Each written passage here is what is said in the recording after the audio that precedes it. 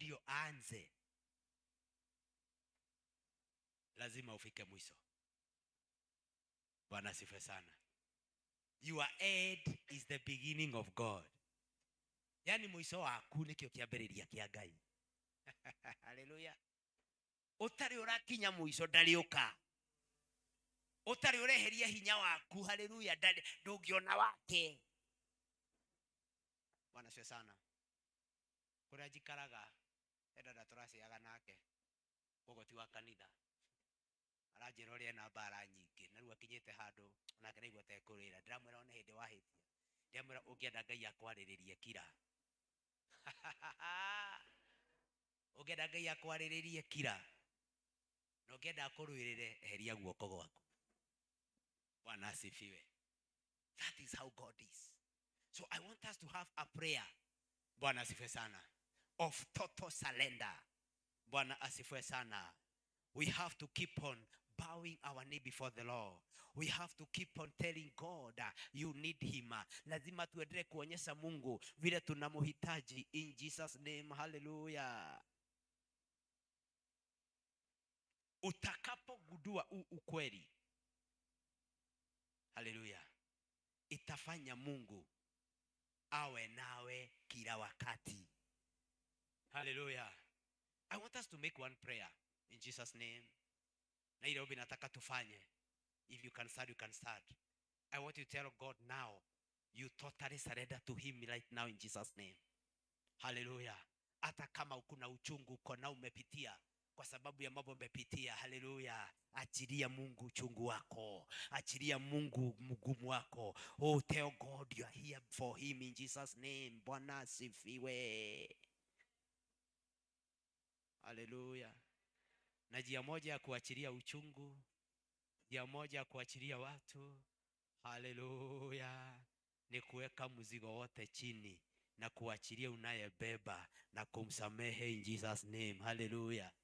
Yes. The Bible says, Yesu akasema, and when you study to pray, forgive. Utakaposimama kuomba, samehe. Bwana asifiwe. Pia Yesu akasema in the Matthew 6 ya kwamba hata kama ulikuwa unakuja katika nyumba ya Bwana hata kuleta kipawa chako, na hapo hapo ukumbuke ya kwamba, hallelujah, kuna mtu mmekwazana ama mmebebana, hallelujah, ya kwanza urudi kwanza, uende, you sort it out, and then you come and give. Hallelujah. One thing that may hinder the move of God, even the blessing of God to come in our life, hallelujah, ni kama kuna issue ama attitude ama mtu umebeba. Alikuwa anasemaje? Hata Yesu akitufundisha kuomba akasema, haleluya, ombeni namna hii. Baba wetu uliye, tuendelee. Hiyo yote hujaanza kuomba sasa, hapo ni kumuinua. Tuendelee. Baba wetu uliye mbinguni, ufalme wako, mapenzi yako kama ilivyo mapenzi ya mbinguni ya kwanza, mbinguni tusamehe dhambi. Haleluya. Alafu kabla hata hojaomba mahitaji atupe mkate, anasemaje? Na utusamehe makosa yetu kama vile tunavyo nini samehe. Yani Mungu kwanza unaruti, yani unajifunga kumaanisha kwamba kama husamehi, na utusamehe kama, ate utusamehe kama. Haya, unaposema na unisamehe kama, kumaanisha already umejiwekea nini? Standard. Already umejigiza kwa box kama. So one of the things that hinders us from receiving even miracles, one of the things that hinders even from operating at the open heavens, hallelujah, is when you do not forgive. Bwana asifiwe sana.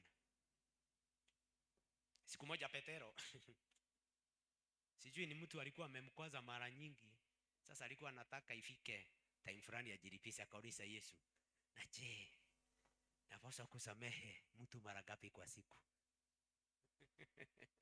Je, ni 7? Akamuuliza mara ngapi? Is it 7? Yesu akamjibu namna gani? Hata sio 7. Hata sio, bali ni mara ngapi? 7 mara 7 kwa siku. Amen. 70 times 7, that is 490 times per day. So if you may count the number of hours or minutes, you can say kwamba in every 2 hours. Hallelujah. You are supposed to forgive somebody. Bwana asifiwe. Akamwambia hata si 7, ni mara 70 times 7. I wish somebody can do that arithmetically. It's no, in fact, nifanya hiyo hesabu nikaona in every 2 minutes. in every. Na ukumbuke kwamba hiyo Yesu alileta hata kabla ya kuomba hitaji yetu. Maana after na utusamehe makosa yetu kama vile tunavyosamehe wanavyotusamehe. Kwa hivyo baada ya kuomba msamaha ndio basi akasema basi ombeni na utupe mkate wetu wa kila siku. Mkate wetu is our needs. Amen. So without a submitted spirit that is full of, hallelujah, forgiveness and total surrender.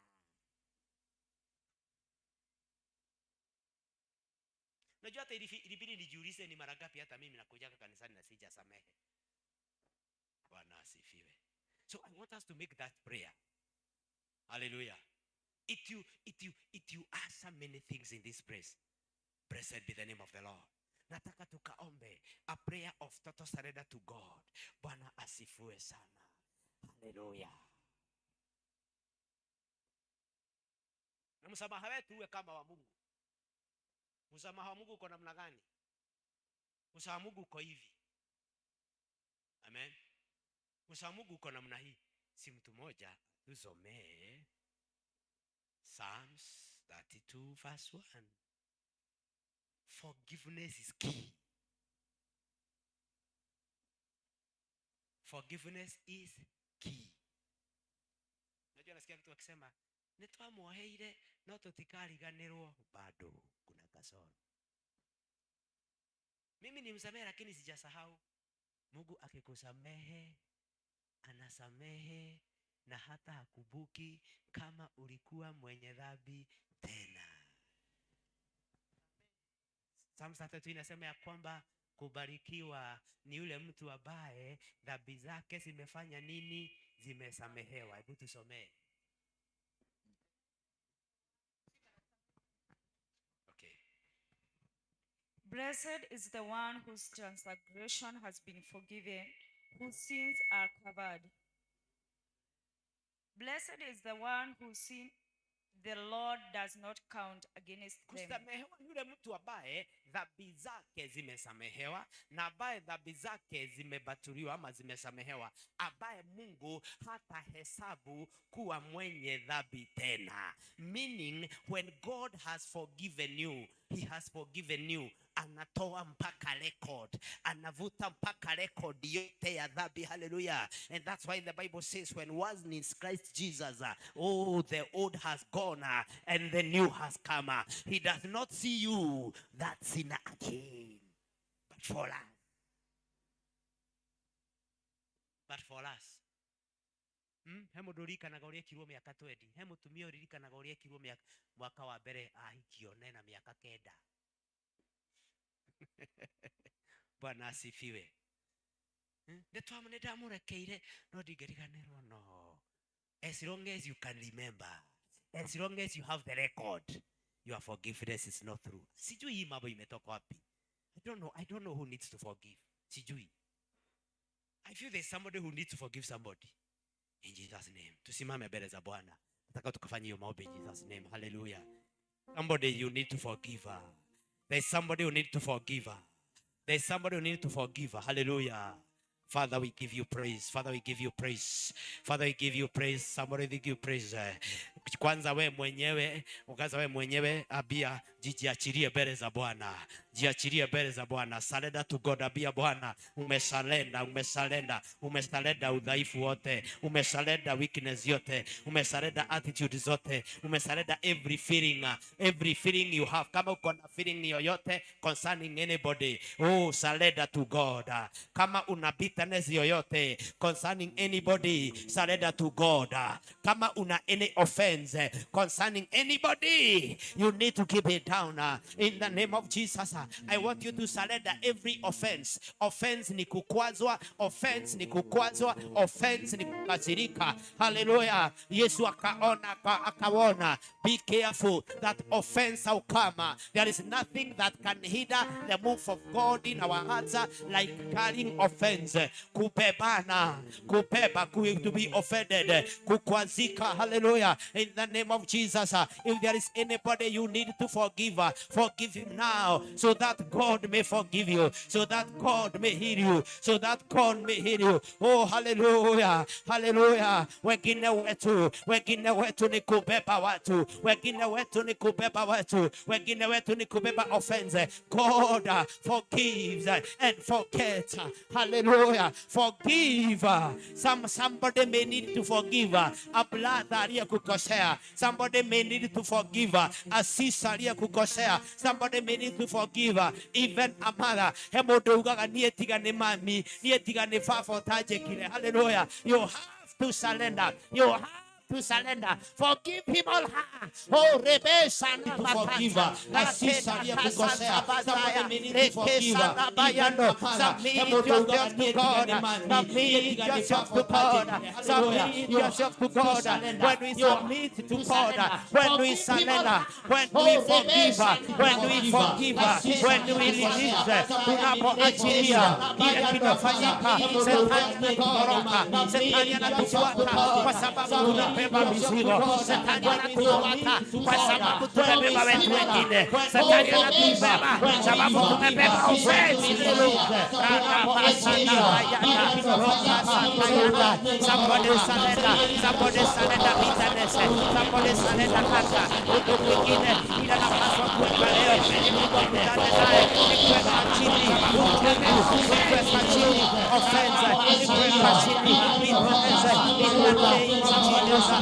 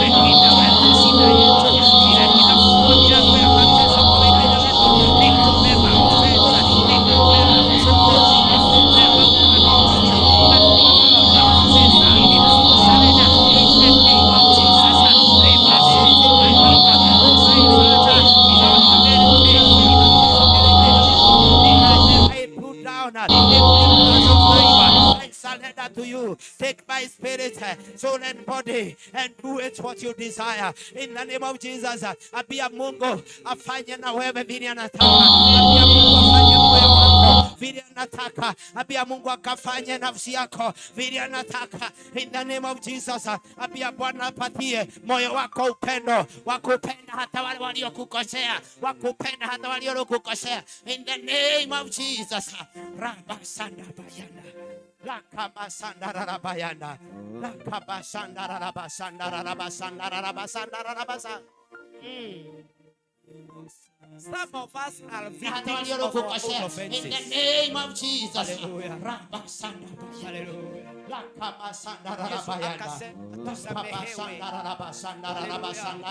Forgiveness must come before every provision. Some of us, I say, forgiveness must come before every miracle stand.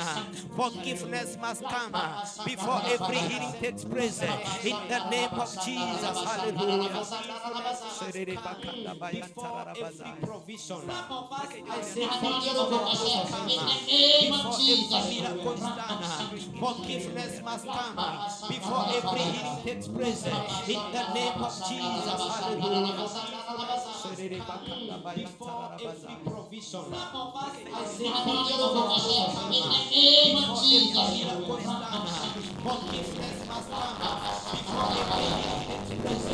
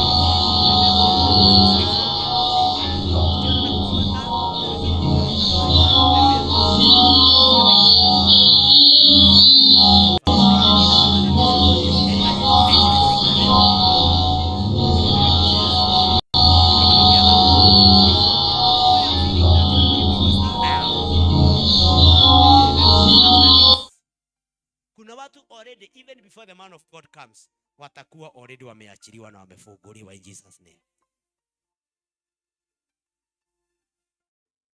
Hallelujah.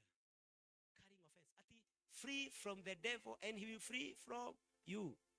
And how can you make the devil free from you? Already wameachiliwa na wamefunguliwa in Jesus name. To God and I'll draw nigh to you. Kayaruga kuhereriai by surrendering to me na nigumukuhiriria na mweko guo mugukoro murire ngoma na ngoma ni gukoro murire yani kuna mahali moja pia nimerealize ya kwamba shetani ni Mungu na simsifu akija umemtoroka na yeye by surrendering to me na nigumukuhiriria anakufanya mambo yako mugukoro murire ngoma hello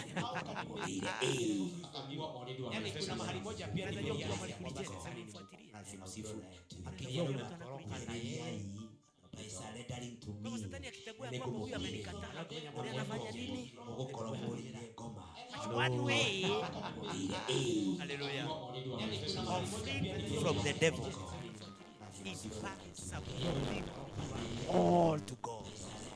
And one way of submitting ni hata vita zako achia Mungu. Hallelujah. Mizigo yote umebebezwa na watu from the devil. Mungu. Hallelujah. Why do you think Jesus and even to tell and wale watu walikuwa na Mungu ni hata vita zako wasamehe. Hallelujah. Mizigo yote umebebezwa na watu from the devil. Stephen naye. Hallelujah. Why do you think Jesus and even to tell and wale watu walikuwa na Mungu wasamehe.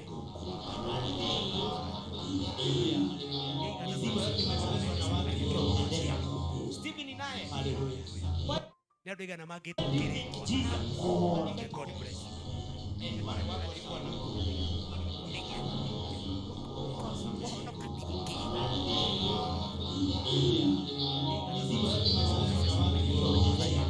Stephen naye. Hallelujah.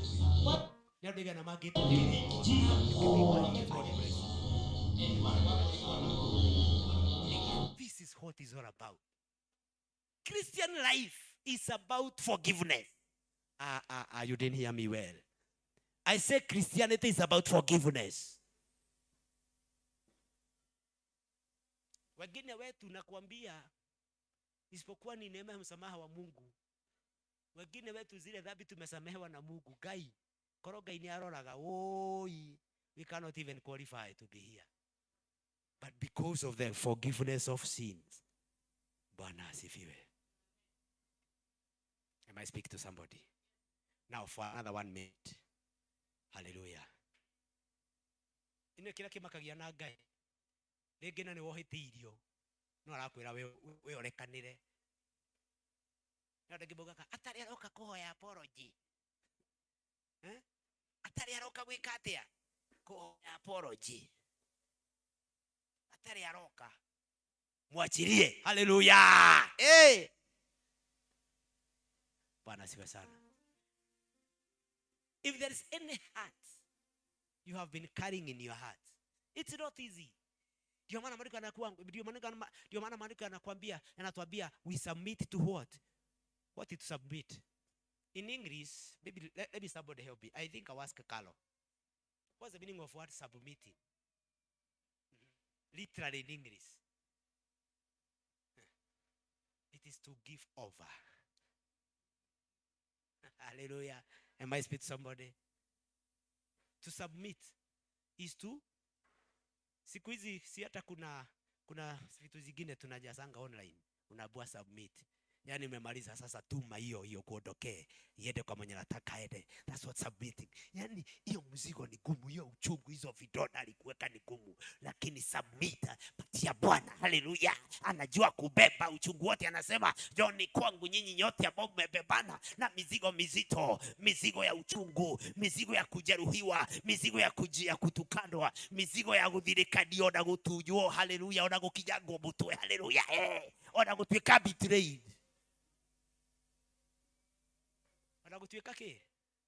Betrayed. Submit to God. Hallelujah. I want us to make one last prayer of submission. Go before the Lord in the old way. Kwa maneno yako moja. Ambia Roho Mtakatifu akumulikie katika moyo wako something that you need to surrender to God in Jesus' name. Hallelujah.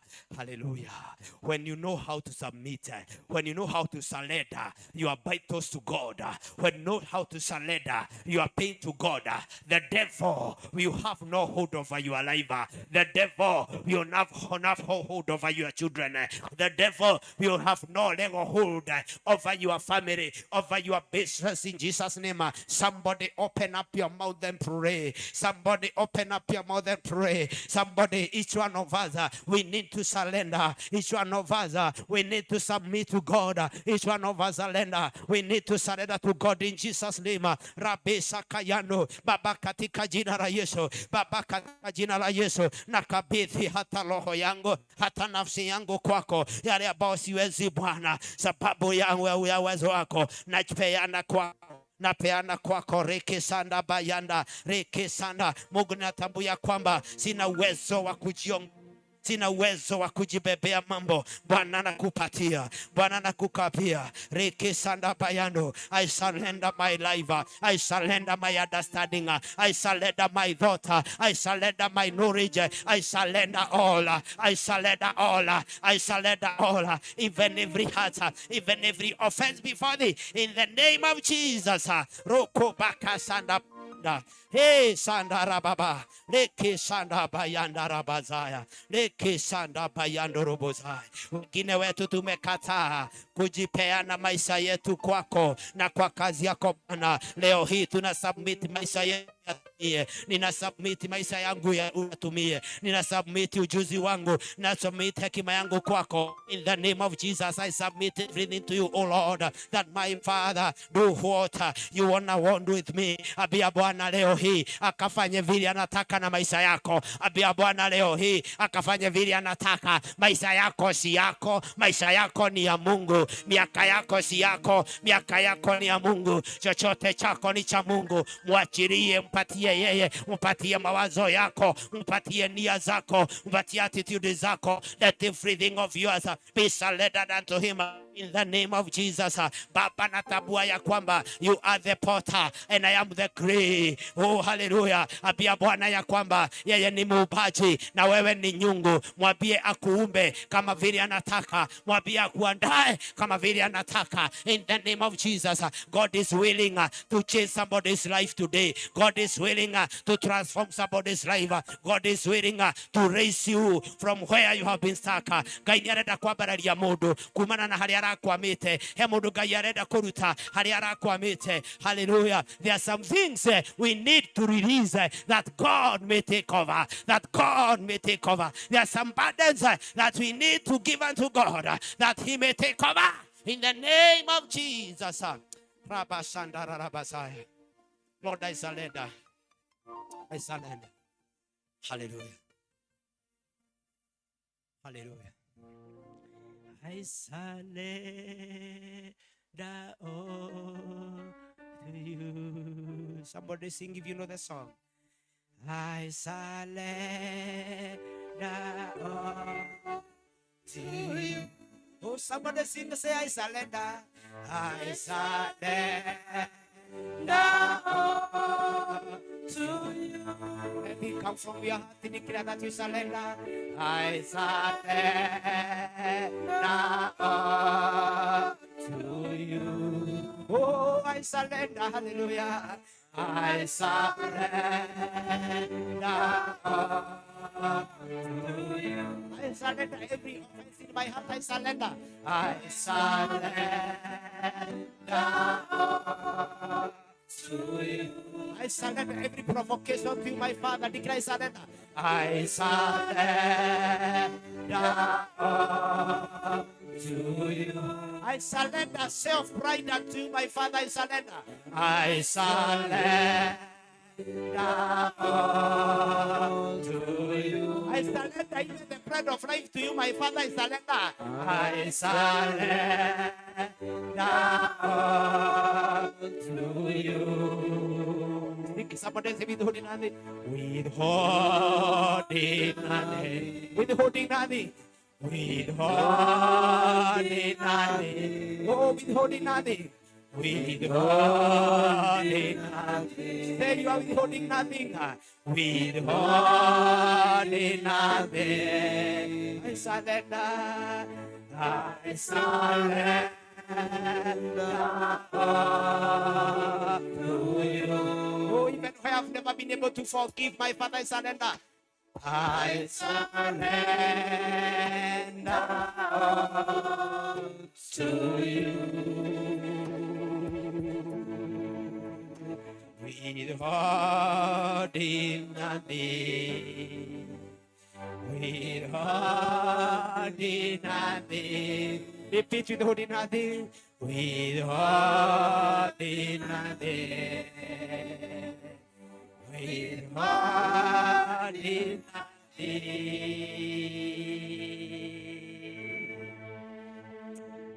Let us pray together. Father, in the name of Jesus, in all humility and despite all the pride of life, I surrender anew to you today. In the mighty name of Jesus. Father, take my spirit, my soul, and my body, and do with it a desire. In the name of Jesus, I ask for mercy, my Father, to present my body as a living sacrifice to you forever. In the mighty name of Jesus Christ of Nazareth. Abba, Father, I confess that I lack authority or understanding to direct my own ways, to direct my own paths. Father, help me to look for you as my master, that you may direct me in your ways. For your name's sake, in Jesus' name, grant me the grace to deny myself and to take up my cross and follow you to the end in the mighty name of Jesus. Father, I pray as we are here today from this forward, help not to withhold anything, not to hold back anything, including our life to you. In the name of Jesus, let us be like Abraham, who could not even withhold, even when asked to surrender his only son Isaac unto you. He surrendered, withholding nothing, oh Lord. Let us be like you, oh our Father, that you surrendered, and submitted your son and the cross to be sacrificed for us, not withholding him, oh Lord, in Jesus' name. Help us to surrender all, every knowledge, every attribute, every strength unto you, my Father, in the name of Jesus. Lord, I pray for every person who is here, that from today, oh my Father, oh hallelujah, we shall cast our burdens unto you. We shall cast our pains unto you. We shall not withhold your will into our life. In the name of Jesus, Father, mold me into a faithful servant. Mold me into a faithful servant. Not as a worthless one, but as a useful one. In the name of Jesus. Baba, tunaomba ya kwamba ukweli huu ukaangaze katika mioyo yetu, ya kwamba tunahitaji Bwana kujiachilia kwako. Asante Bwana, asante Bwana, tunakubariki na tunainua jina lako. Ni katika jina la Yesu tumeomba na kuamini. Tuwapigie Bwana makofi mazuri. Hallelujah. In the house of the Lord. Amen. The key thing is to surrender. Hallelujah. I say the key thing is to surrender. And having surrendered, let me tell you, a new dawn in your life has just started. I say a new dawn in your life has just started. You know, dawn means the start of a new day. I say dawn means the start of a new day. Somebody said, no matter how long the night, the day is sure to come. I think to go right here there. No korekea. Hemodorako iro mothe. I say somebody's dawn has come. I say somebody's dawn has come. In Jesus' name. Simadiko nasemaje? Simadiko nasema ya kwamba sijui morning lasts for the night, but joy comes in the morning. Just look at your neighbor. Look at your neighbor. Just look at him. Look. Make sure you have a neighbor. Now, can you tell him or her? Neighbor, I see a new dawn. I see a net of morning. I see a net of morning. I see your tears being wiped away. Yani, kai. Ukiona huyu ako na attitude na bio mwingine. Mwambie today, a new dawn has started. In Jesus' name. Wagapo wanaamini kuna kitu kimefanyika. Ukisaachilia ni hivyo. Hallelujah. Can I tell you your tomorrow is better than all the yesterdays. Hujasikia vizuri. Hiyo ameni haitoshi. Hebu nisikia amini ya mtu anaamini. I say your tomorrow. I say your tomorrow. I say your tomorrow is better than all the days that has gone. Amen. Can I tell you, Now tell your neighbor, from today, From today, you shall be a very difficult case for the devil. shall be a Then ugutuika kibarua kiritu kwigoma. Hatakuweza. Hallelujah. Do you know why? If you learn to surrender, to submit and to forgive, atakuwa amekutoroka. Mami, nasema utakuwa kibarua kigumu sana kwake. Paka atasarenda, atainua mikono. Akugeria kukugaragaria, kugeria kugutema mweno uyu. Anajaribu kupanda hii ataingiria wapi? Ajaribu kwa hasira hakuoni. Ajaribu kwa kusoma, ajaribu wapi? Ajaribu wako. Utakuwa kama wakafa na okay. Sometimes back tukiwa wadogo tukiwa nyumbani. Kuna humus, sijui ni humus ama ni manure.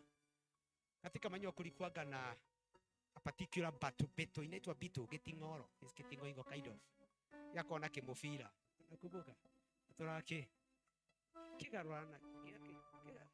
Yani unaikuta leo no iragaragaria kimufike, no iragaragaria no ira. Na dikdikahota nginya kanoga. Ndeuga atiriri. Hallelujah. Hivyo ndivyo atakujaribu na hata kuweza. Ali mutimeni. Mutikiona kwa mutireda. Uga tu. Ukiuga yako kwa ndo ina yaku. Pigia Bwana makofi mazuri the house of the Lord.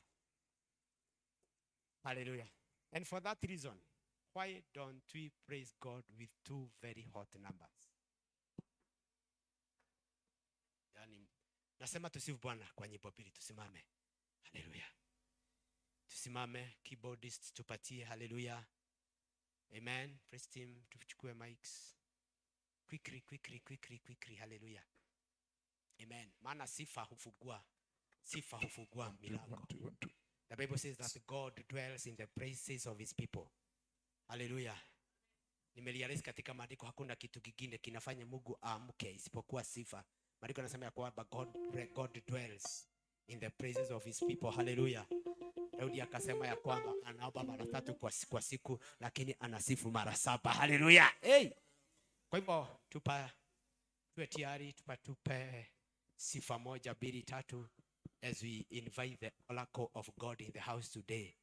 In Jesus' name. Amen. Hallelujah. Tupatie wimbo moja. Makofi twende. Shangwe na vigelegele kwa Yesu.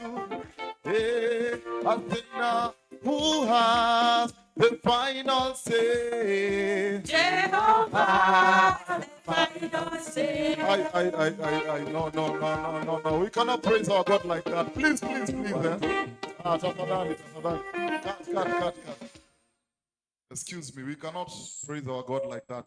Ati Jehovah. No. Tafadhali. Tafadhalini. Even if it is deliverance, no. God. Praising is part of the deliverance. Sure. Believe me. Oh, makofi. Say who have the final say. Jehovah, the final say. Athena, who have the final say. Jehovah, the final say. Athena, who have the final say. Jehovah, who have the final say. Jehovah, the final say. Jehovah turns my life around. Jehovah turns my life around. He makes a way where there's no way. Jehovah, the final say. Jehovah turns my life around. Jehovah turns my life around. He makes a way where there's no way. Jehovah, the final say. Athena, who has the final say. Jehovah, the final say. I'm asking who has the final say. Jehovah, the final say. I'm asking who has the final say. Jehovah turns my life around. Jehovah turns my life around. He makes a way. It's my way. Jehovah turns my life around. Jehovah turns my life around. He makes a way. It's a way. Jehovah. Bwana wa majeshi leo ainuliwe. Bwana wa Bwana ainuliwe. Bwana wa majeshi leo ainuliwe. Bwana wa ainuliwe. Bwana wa majeshi leo ainuliwe. Bwana wa Bwana ainuliwe. Tuimbe Bwana wa majeshi leo ainuliwe. Anayetupenda sana ainuliwe. Bwana wa Bwana ainuliwe. Bwana wa majeshi leo ainuliwe. Bwana wa Bwana ainuliwe.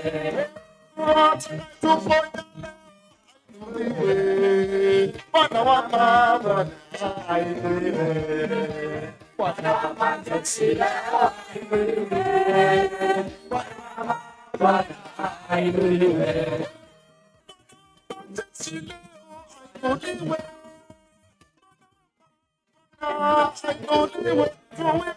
Bwana wa majeshi leo ainuliwe. Bwana wa Bwana ainuliwe.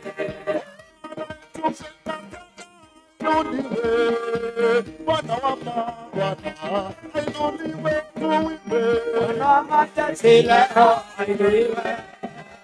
Bwana wa Bwana ainuliwe.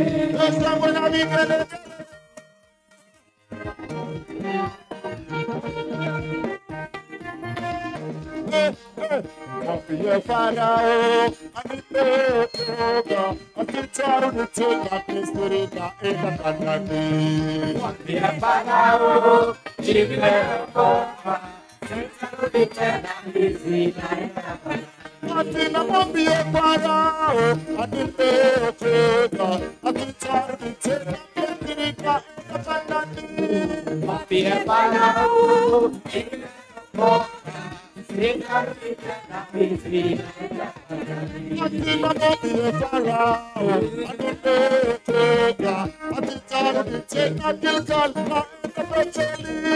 Mwambie Farao nimeokoka, sitarudi tena Misri naenda Kanaani. Mwambie Farao anipeleka, akitarudi tena Gilgal naenda Betheli. Mwambie Farao nimeokoka, sitarudi tena Misri naenda Napenda hii sawa, twende, twende, twende, twende, twende. Shangwe na vigelegele.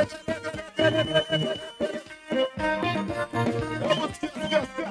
Sikia, twende, twende, twende, twende, sikia. Hadithi zote tunaimba Baba.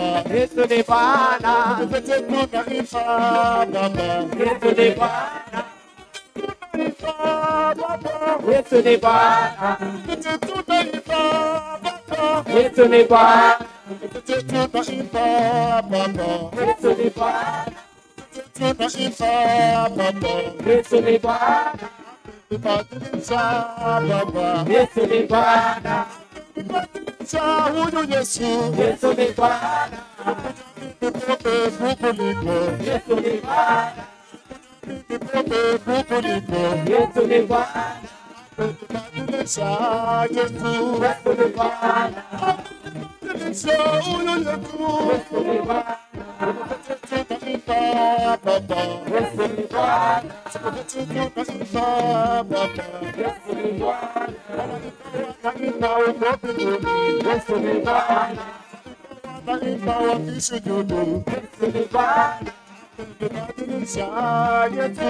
Yesu ni Bwana, Ibadilisha huyu Yesu. Yesu ni Bwana. Shangwe na vigelegele, gele, gele, gele.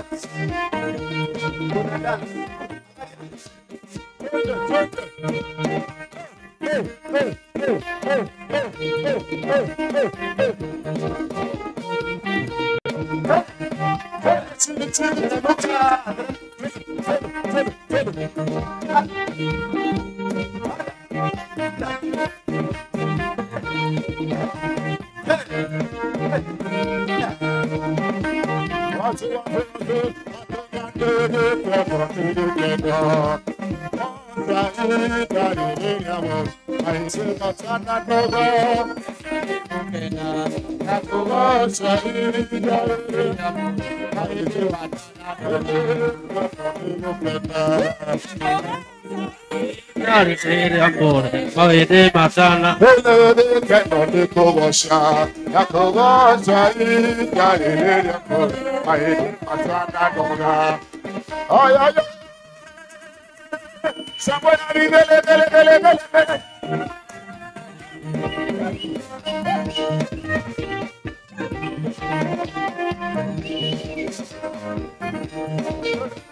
We are serving a living God. We are serving a living God. Hallelujah. Until now we are serving a living God. We are serving a living God. Hallelujah.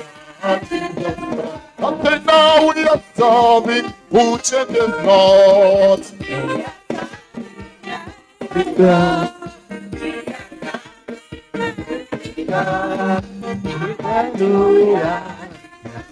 Until now we are serving a living God.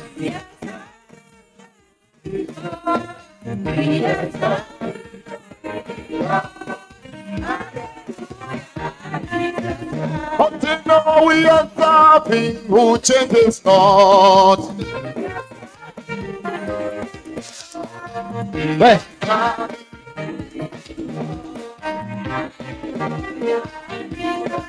Until now we are serving a living God.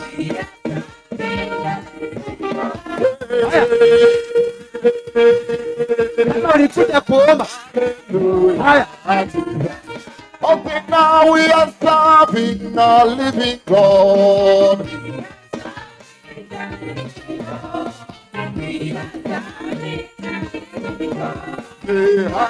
Hallelujah. Until now we are serving who changes God. We are serving.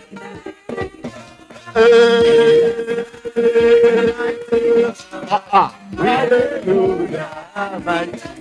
Until now we are serving a living God. We are serving a living God. We are serving a living God. We are serving. We are serving a living God. We are serving a living God. We are serving a living God. Living God. Who has the final say? Now who has the final say? Has the final say. I'm asking who has the final say? Has the final say. I'm asking who has the final say. Has the final say. Jehovah turns my life around. Jehovah. Amen. Go away.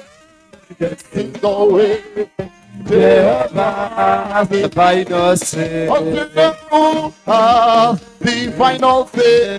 Jehovah has the final say. the final say.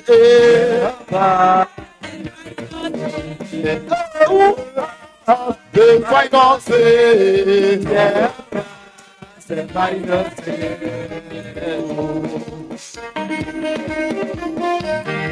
Hallelujah, hallelujah. Twende kinuya kidogo, twende kinuya.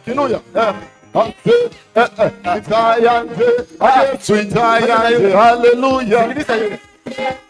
Msikilize. Yes. Yes, mwana wanya Zion. Osena itayante, Yesu itayante. Hallelujah. Papa.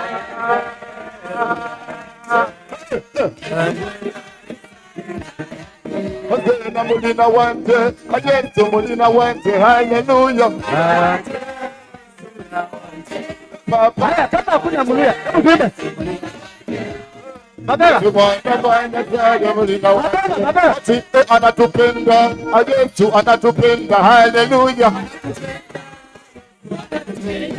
Papa. Yesu mwana wa Nazareti anatupenda. Osena itayante, Yesu itayante. Hallelujah. Papa.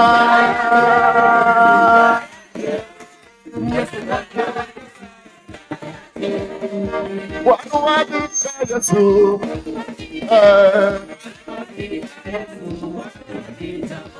Wanu wadika Yesu.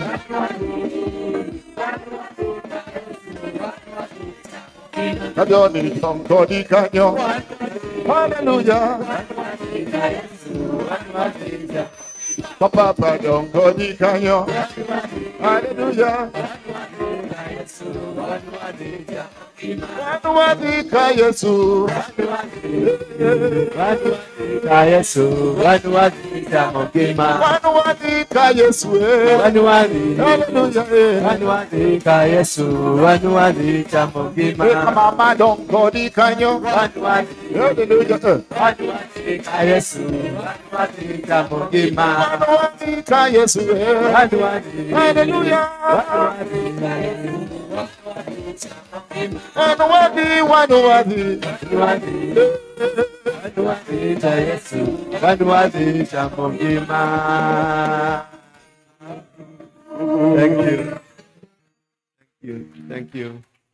Thank you very much.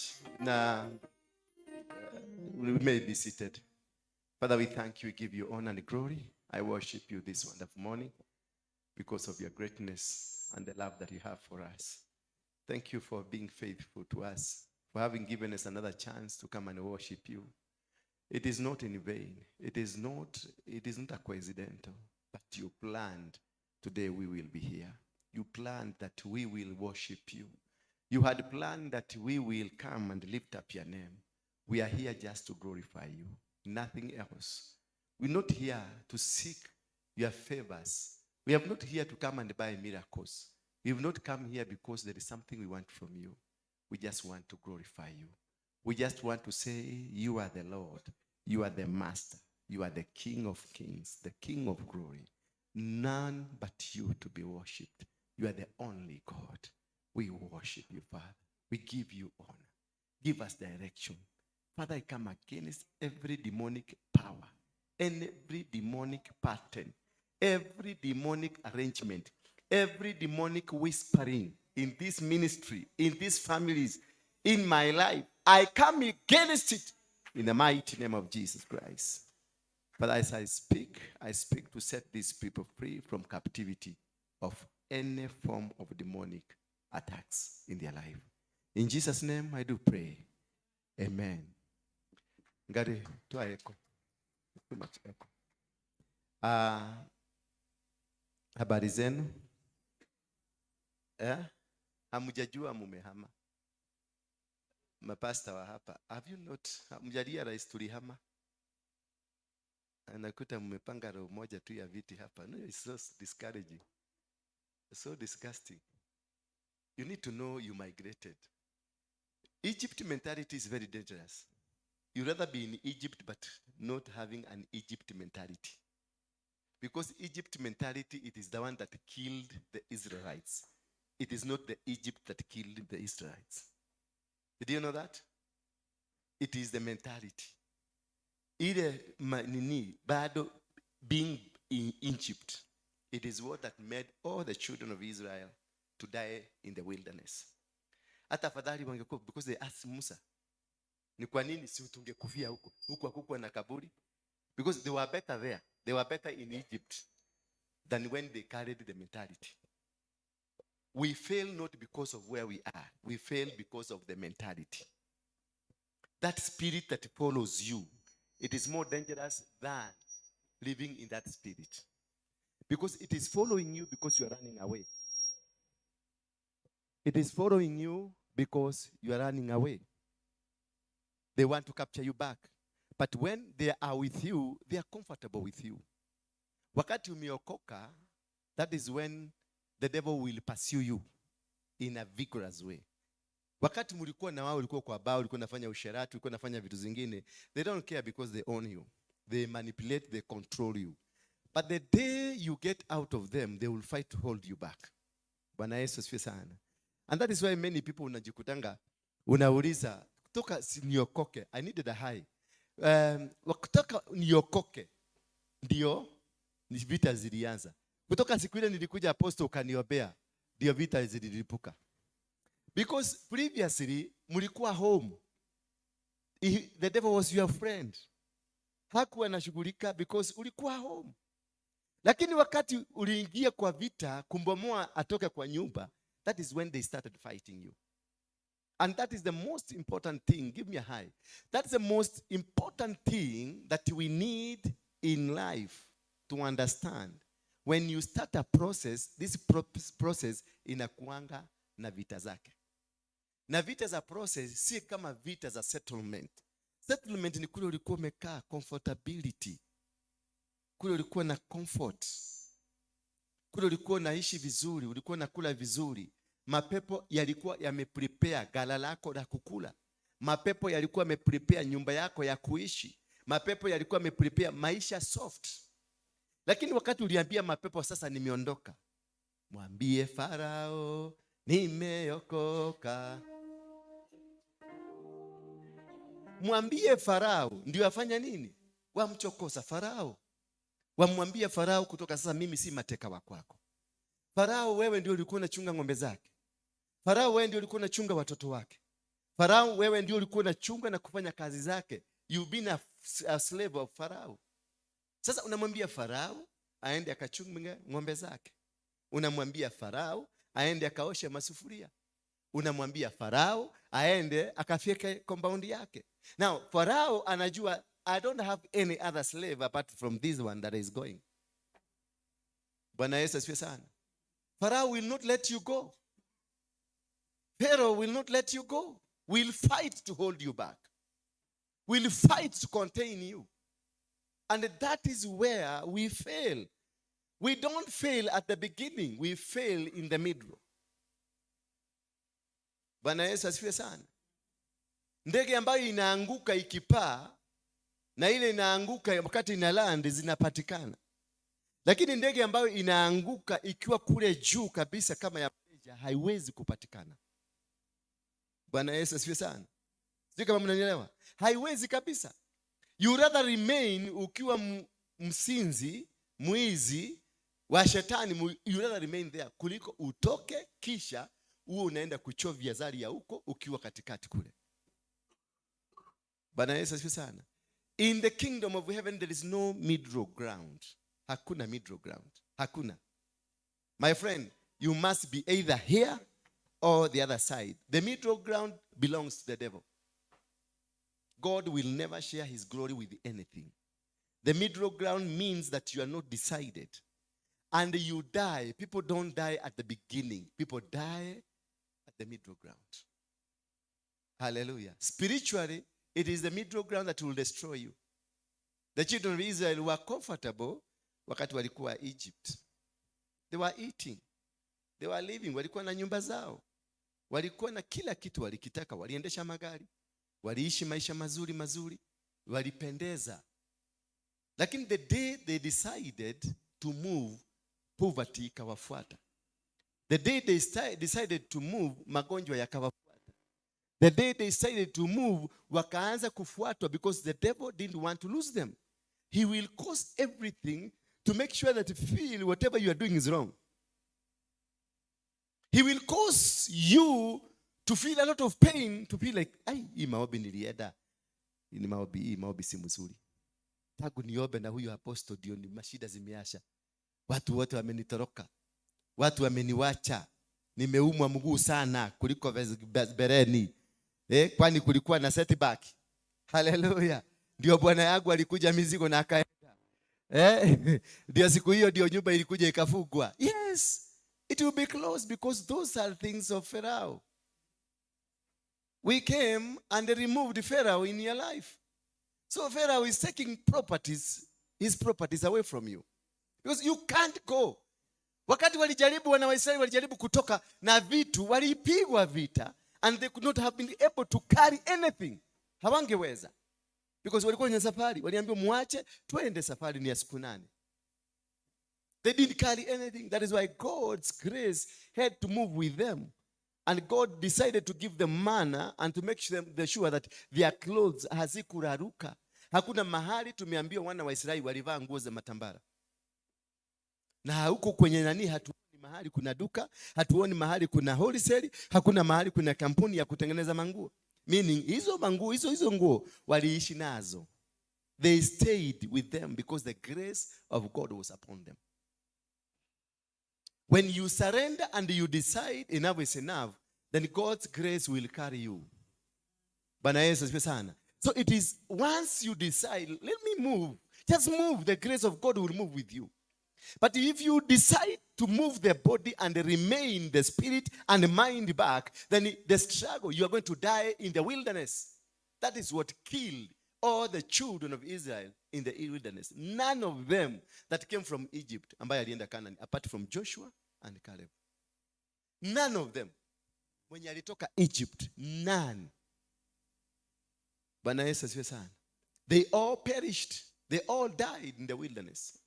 Wale walifika Canaan ni wale walizaliwa kwenye nani? Kule jangwani. Because they didn't have a history of where they had come from. So for you to win a battle, you must shut the history of where you've come from. Or for you to win a battle, of marital battle, of religious battle, or economical battle, is any kind of a battle, you must shut down, completely shut down any history that you have of the past. And forge forward. The moment you shut down, forge forward, then God will bring in his grace. It is by the grace of God we succeed. You can never be able to win this battle without God. You can never be able. The battle of witchcraft is beyond you. The battle of demons is beyond you. The demons were there before you existed.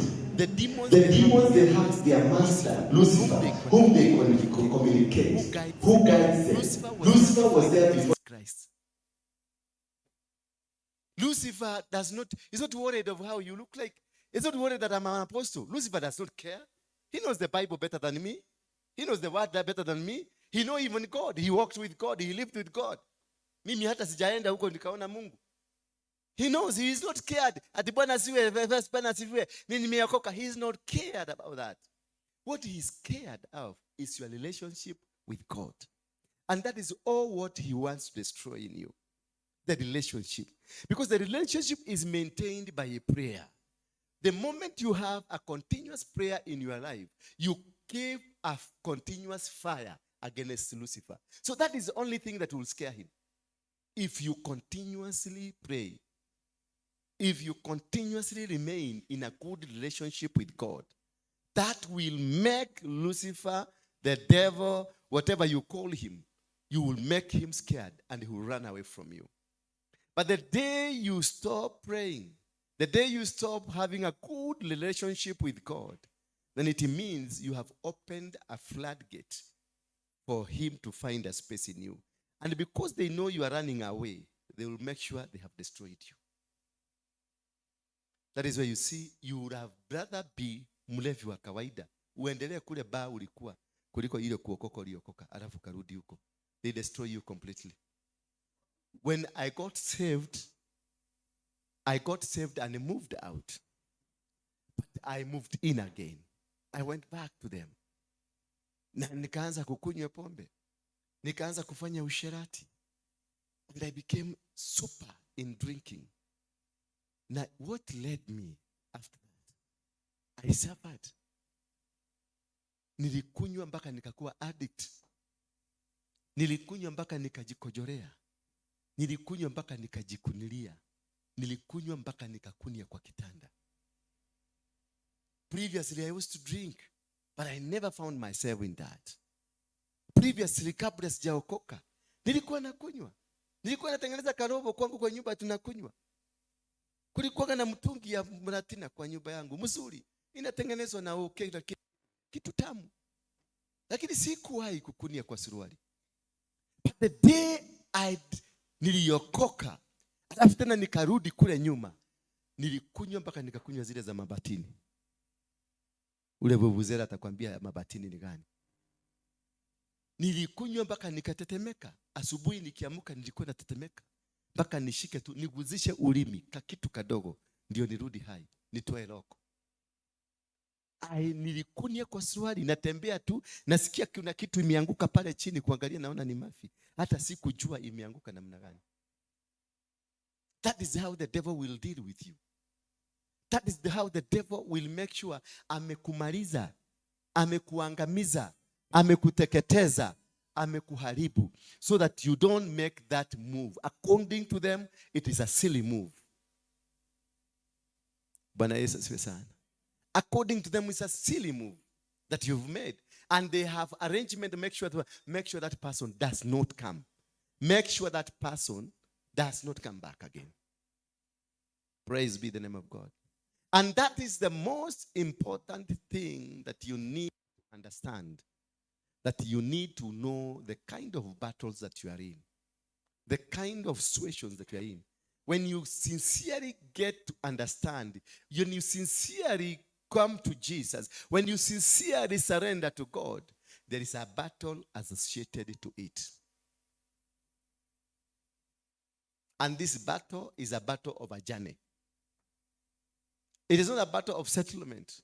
It is a battle called the battles of a journey. And these battles of a journey, there are many. They will misguide you. They will derail you. They will create roundabouts. You will come and move around the roundabout and get confused. The children of Israel, they got confused. Remember, the Bible says that they kept moving for over 40 years in the same place, moving round and round. They only came to discover one time that wakauliza, si hapa ndio tulizika mtoto wa fulani.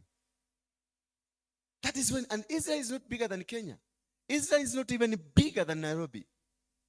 But they kept for 40 years moving around without even remembering hapa tulipita juzi. Until such a time God felt mercy for them. Akakumbuka hapa ndio tulisika ule mtoto wa, alikuwa mtoto wa nani? Yeah? Hata mjuaki. Wakaona kaburi, a fresh grave. Ndio kajua hapa tulikuwa. This is where we were last month.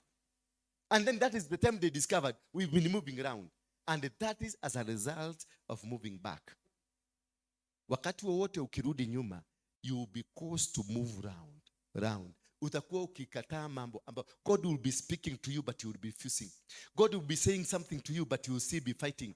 Mungu atakuwa akikwambia we are moving this direction but you insist, no, I don't want this. I want, you are talking of the same God who is giving you direction. Unamwambia God is telling you this is the direction. Then I want to hear from God.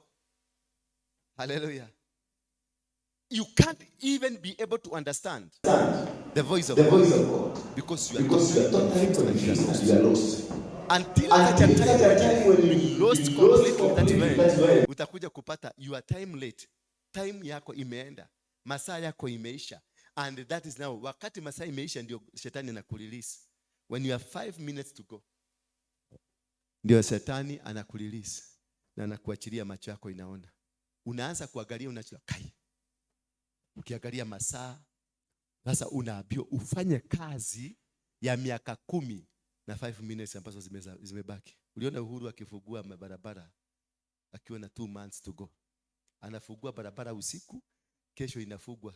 Usiku inapitwa na magari, kesho haikuwa imekamilika. Because he was trying to beat time, and you can never be able to beat time. Hiyo kitu ikienda TikTok, ikipita ishapita. And you are second kama ilikuwa jana. If I told you this is the time you start preaching today, you become a pastor of this church, and because God has instructed me nikuje nikwambie, that is the time. Go on your knees and talk to God and tell God, if it is you, I'm ready. Start using me. If you open up to God and tell, if it is you, don't argue. Don't try to fight. Don't try to say no. Don't try to say this cannot happen. But God even hakuambia, this is the time. I come as a man of God, I tell you this is the time to start moving. Go on your knees, tell God, if it is you, I'm ready. Use me. Then he will initiate his mechanisms to come and back you. He will initiate his plans. Atatuma angels sasa za kukupeleka, because you've already agreed. God is waiting for you to be in agreement. Mwambie tu if it is you. Be like Gideon. Gideon alisikia sauti ya kwanza ndio, sauti ya pili ndio, lakini akamwambia Mungu, if it's you, nimekuwekea haka karoa. Kesho nikiamuka nikakuta kakiwa na maji, akakuta kakiwa na maji. Akakafinya kakatoa maji. Kisha akakakausha, akaambia basi Mungu, kesho tena akaweka hapa kwingine kukuwe na maji, karoa kasiguswe na maji, ndio nijue ni wewe. Because he has started what Gideon was doing. Alianza kuinitiate the plan of God. Alianza kuinitiate the move of God. Alianza kutumia sa kupractice God. When he told God, I want this to be wet, he started practicing God. When you are told by this, do this and do this, this is what I want you to do from a man of God, then immediately start doing it. Not doing exactly what he has told you, but telling God, if it is you, I'm ready. Start using me. Now release yourself. If it is him, he will start moving you. If it is not him, nothing will happen. Don't be argumentative. When you start arguing, you get yourself into a spirit. And this spirit is a formation of a territorial spirit. This kind of spirit that leads you to lose, to waste, and unapotea tu.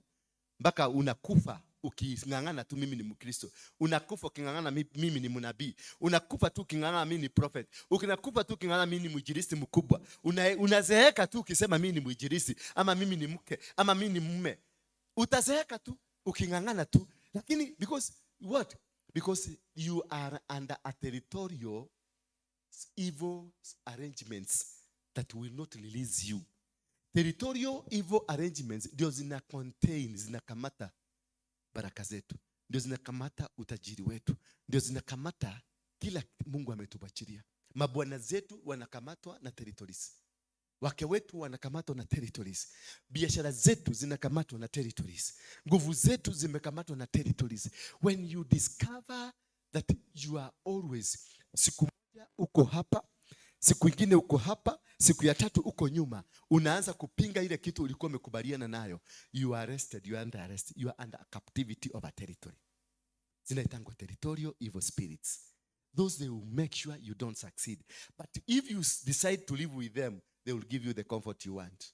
If you decide that you are not going, they will give you the territory. That is why Abraham had to be told to get out of his father's territory. Lazima aliambiwa uondoke, kusanya mbuzi zako, ngamia zako na ng'ombe zako, uondoke mpaka uende kule nitakuonyesha. Bwana Yesu asifiwe sana. Because he knew territory ambayo alikuwa will delay him, will cause him not to move, will cause him not to stand, will cause him not to succeed, will cause him to be in battles that are not necessary. And God wants to use this man to bring a generation that will come in future. So in your territory that you live, in your territory that you stay, can cost you your lifetime successes, can cost you your marriage, can cost you your business, can cost you your ministry, can cost you everything that you need. Bwana Yesu asifiwe sana. Bwana Yesu asifiwe sana. So you must be able to understand, to delink yourself from your territorial evil patterns. and you look at your territory, ile unaishi kwenu, kama sasa unaishi wapi? Unaishi Kawangware. Look at Kawangware. Ama uende Keno, angalia Keno. Uone tunyumba tule tuko. Keno is the first entrance, ni mlango wa kuingia Nairobi. Bwana Yesu asifiwe sana. Lakini Keno wako na shamba. Unaona mtu ako na shamba, the value of the land in 400 million an acre. Lakini kale kanyumba kamejengwa in that land, ni kanyumba kamejengwa na maplastic na mabati. So that is what we call a territorial capture. That you have a valued land, and on it is a valueless property. On the people living there, they can never be associated with what is on the land. Because kuna kitu kimewakamata, they don't see. Wanaitanga wazaliwa. Enda Kawangware wagalia wazaliwa. Utakuta they are the poor of the poorest, but they are sitting on a land that is 1 billion worth. Because they have been arrested. Walikamatwa na mizimu na nguvu za giza na mipango iliyopangwa na waliomiliki hiyo shamba wakati wa kwanza. They did an altar. They raised an altar. And hiyo inatoka a territorial evil altar. Will make you never see anything good. A man will come and propose to you, but you utasema hapana, Mungu hajazungumza. How do you wait for God to come and speak to you? Anazungumzaka na microphone gani? Unakuja unaambiwa toa biashara yako Nairobi, peleka Nakuru ndio baraka zako. Unasema Mungu hajazungumza. Na biashara yako imekufa. Duka yako umeistock lakini nobody comes to buy. Una stock, hiyo stock unaikula kwa mfuko yote. Inaisha. Tena unakwenda loan, unachukua loan nyingine. Tena unaweka, una stock, unaikula. Nothing is coming up. But God is telling you, go to Nakuru. In the dreams amekwambia, ametuma mtumishi wako, ametuma watu amekwambia kuja Nakuru. Ukienda Nakuru unaenda na handkerchief unauza shilingi 20,000. Handkerchief peke yake. God is speaking. God will never use a microphone. He will use me and you. He will use his people. He will use you through dreams, through visions. He will guide you. But when you are under a territorial captivity, you cannot succeed. You need to fight. Tell your neighbor, you have to fight to be released from territorial captivity. There is nothing good you can see. No matter who comes in your life, there is nothing you will see. Anybody who comes to your life, utakuta tu bado unalia, because you are under arrest. I want us to look at the book of Nehemiah. The book of Nehemiah, chapter number 4. Is about 3 characters, Tobias and Sanballat and who? And Geshem. Geshem. Yes. Those are a characteristic of a true picture of what controls you. And I want us to look at the characteristics of evil spiritual patterns of a territory. Bwana Yesu asifiwe sana. Hallelujah. But it so happened from verse 1, but it so happened when Sanballat heard that we were rebuilding the wall, that it was furious, that he was furious and very indignant and mocked the Jews. And he spoke before his brethren and the army of Samaria and said, what are these feeble Jews doing? Will they fortify themselves? Will they offer sacrifices? Will they complete it in the day? Will they revive their stones from the heaps of the rubbish stones that are buried?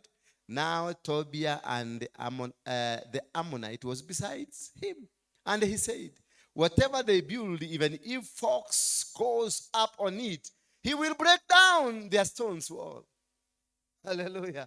Whatever. Give me a high. Whatever that they will do, whatever they will do, nothing will happen. Hata wakihama watoke City Stadium, wakuje hapa, nothing will happen. Whatever they are thinking they will do, it will not happen. Because the Sanballatos and the Tobias and the Geshems, they have no plan of you to succeed. They are the custodians of that territory. They are the custodians of the evil spirit that in that territory, they are the mouthpiece of them. Have you ever gone to buy a piece of land and immediately umefika Ruai mahali unaenda kununua shamba, ukipack tu gari yako, kuna watu wanajitokelezaga wawili ama watatu ndio wanakuonyesha beacon. Bwana Yesu asifiwe sana. Those are the Tobias and Samaratos. Those are the owners of the territory. Those are the gatekeepers of that territory. Spiritually, ni kamutu kananuka, ni kamutu kako na uchafu, lakini spiritually they are so powerful. Ukienda kujenga, ukimwaga material, wanakuambia sasa mwaga. Kitu ya kwanza watakwambia, sisi ndio tutakuwekea beacon, because they want to mark where they will be controlling. Bwana Yesu asifiwe sana. When you are going to buy for your plot, don't allow them to put those beacons for you. Don't even allow them wakuje na mchanga na hiyo mkebe, because they already wako na simiti kwa nyumba, na wako na mchanga kwa nyumba, na wako na kila kitu, na chuma za beacon wako nazo. Why? They don't own a piece of land, they don't own anything, but they control. They control your movement. And from there, if you accept them to do anything for that land, it will forever utasava in their hands. Bwana Yesu asifiwe sana. They will make sure that they control whoever that will come to build your house. It is them that they would suggest. Watakuletea food, watakuletea mtu wa mkono. Kule utatoa mawe ndio watalete. Kule utatoa mchaka ndio watalete. Kule utatoa kila kitu unataka wanalete. And they will make sure the plan you have, it is distorted. That is the reason they are there. That is the reason they are placed there. They want to come wanakwambia plot yako tutaweka mawe kona na kona na tupake rangi yako. Si rangi yetu, sio rakara yetu, ama tutaweka, unaona yule ameweka blue, sasa wewe tutakuwekea red. Ndio hata ukikuja unaona, because they want to mark it. This is our territory. Bwana Yesu asifiwe sana. And you ask them, uko na shamba hapa? Ati hapana, kanyumba kangu ni kale. Na hiyo kanyumba amejenga ni kanyumba sio yake, amekamata shamba ya mtu mwingine na amejengewa kanyumba na kaaga huko, ana dominate kwingine. Bwana Yesu asifiwe sana. Hao ndio Masani Barato. Hao ndio Matobias. Bwana Yesu asifiwe sana. Wanakaa tu hapo kugoja. Ukifikanyagisha, ukisimamisha gari hapo tu hivi ndio hawa. And they are very good. Hallelujah. They are very good. They have the map of the entire area. The map of the entire area iko kwa kichwa, sio kwa karatasi, iko kichwa. Anakwambia ile shamba ni ya Karaja. Ile alinunua na iliko na kesi. Ile shamba unaona pale ile shamba ni ya mama wa Amerika na kaga Amerika na anakujaga once na year. Unaona ile shamba iko pale ni ya mama anakuaga na huko Busia, lakini alikufa, anataka iko shida ya watoto. Ako na historia ya kila kitu about the entire land, because yeye ndio msimamizi, is a gatekeeper. These gatekeepers, they are in our lives. These gatekeepers, you can be yourself, you can be a gatekeeper of your own successes. You can stop when God is blessing you. When the season of God blessing you comes and you are proposed, you are told to go to Mombasa. There is a business in Mombasa, go and do there. But unataka kutoka hapa Nairobi, unataka kukaa hapa because uko na mwanaume unataka kukaa ukichuga. Then you miss that. Bwana Yesu asifiwe sana. The time that time lapses, you will never find it until another such a time. If your cycle is 10 years, you will wait for another cycle of 10 years. If your cycle is 3 years, you'll have to wait for another cycle of 3 years. Hao wajamaa ukiwakuta pale, uwakubalishe wakuwekea beacon. Kutoka hapo wamekumiliki, wamekukamata. Utatembea kwa amri zao. Ukimwaga material, wao ndio wanakuambia material tumemwaga. Wakati ukikuja kujenga, unakuta material iliibiwa jana. Wao ndio walipaga. Ukichunguza vizuri utakuta hiyo material iko kwa mtu mwingine alikuja akakamatwa jana. Bwana Yesu asifiwe sana. Na kwa sababu wewe ni mgeni unatokaga Mombasa unakuja plot iko Ruai, unakuja unakuta material iliibiwa. Unauliza kama hapa hakuna polisi. Wewe vijana hapa ni hata wakijua unaanza kuchugusa watakupiga risasi. Huko kuna kwanga na wamungiki ni wabaya.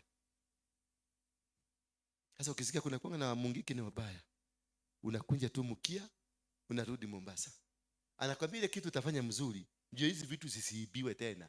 Jenga kanyumba nikutafutie vijana, wanataka kukamata territory. Ukijenga kanyumba, wanakuja, wanakaa. Hiyo nyumba, hiyo plot utajaribu kuijenga. Every time you want to build, something happens. Because the territory has been taken over. Utajaribu, unakuta kuna huyu amekuwa ni girlfriend yako. Sasa nimempropose, tumekuwa naye tunatembea naye, lakini kuta kitu kitakuja in between her and me. She will not be always. Anakuwa ananipenda ndio, lakini wakati wa kwenda ku make move, unasikia kuna sauti imemwambia stop. Why? Kuna Tobias na Sanballat katikati yangu. These people, the Tobias and Sanballatos, they are mockery. They mock. They are dismissive. Bwana Yesu asifiwe sana. They are very dismissive. They give you hope, then they dismiss you. They give you hope and then they bring you down. We were kule City Stadium. We had them in our church. We had them in top hierarchy, in the top leadership. We had them in the church.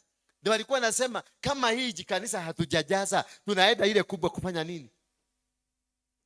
Na huyo ni mchungaji anakuambia hivyo. Mchungaji ambaye anakuambia tunaenda hope, tunaenda heaven. Ni mchungaji mwenye anakuambia tunaenda bali. Ni kiongozi mwenye mna plan how you are going to conquer this nation. Na mahubiri ile mnahubiri, we are going to destroy territorial powers, territorial forces and every evil around you, that you may be able to conquer and win every battle that is in front of you. But that person anakuambia kule tunaenda kufanya nini? Tunadiweka yako. Tuguthiweka yako. Itwa tuli andu twendi. Ira ni nyumba ya andu 1000. Tunadiweka tutari na hakiri. Huyo ni mtu captured, hana bound, hana future. Na sio yeye. Na immediately anaambiwa toka. Hawa watu wanaenda huko. Sio vizuri. Wana wa Israeli kuna wengine, they were in captivity when Moses came. And when Moses told them, let us move, wengine walisema turadiko. Tugithiko. Tunaenda wapi? Wow. Because there are people who are comfortable in Egypt. There were people who were comfortable living in the spirit of poverty, spirit of captivity. They were there. They were comfortable with it. Waliishi kwenye umaskini na uliwapendeza. Waliishi kwenye nguzo za kishetani na walipendezwa. They were happy with the life that when Moses came to them and they told Moses, no, wewe mogorokiwe. Wewe mogoroki. Unaona kama tunaweza kushida Farao. Yaani wewe na kichwa yako. Wewe kijana. Ulizaliwa lini? Hapa tumeishi miaka 100. Mababu zetu wamekuwa hapa 400 years. Sasa wewe ndio unatufikiria utatuondoa hapa utupeleke huko? Yaani tadio kome wewe shiriki. They don't see a possibility. They don't see a success. They don't see anything good coming out. They are so dismissive. They don't even imagine you becoming what you want to become.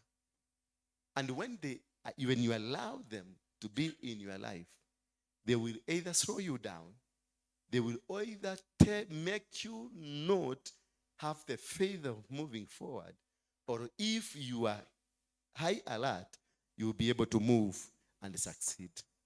So it is all upon you. As Sanballat and Tobias, it is all about you. It is not about anybody from outside. It is about you. You have to decide what to do. Number 2, they They come with the historical judgments in your life. The Sanballatos, they will always come with the historical, they will always remind you. They will always tell you, you must get this before you get this. You must go this. You must dress this way before you go this. You must eat this kind of food. Then our parents used to do this. Then our things, when the children of the Rechabites were told to get out of that in the book of Jeremiah 35, when the Rechabites were meant to be set free from the captivity that they were in, oh my God, Jeremiah was sent to go and speak to the Rechabites, and the Rechabites, they told Jeremiah that we were told by our father never to plant, never to build, never to do this, never to do this. So we are not going to hear you, man of God. We are hearing our great-grandfather who died. Why? Because the spirit of Sanballat, the territorial spirit, because they were told never to build, never to plant vineyards, the grapes and anything. They were told never to do any activity that is productive. Then they were told, mutaishi kwa hema, ndio muishi siku nyingi. Hallelujah. Pakaambiwa mutaishi kwa hema, ndio muikare matuko maige, mutore hema-ini ici ciokobo. And they are comfortable. And this is a man of God that was sent to them. This is a man of God that was sent to go and give them a cup of wine wakunywe ndio waachiliwe watoke where they are, but they recanted, wali revive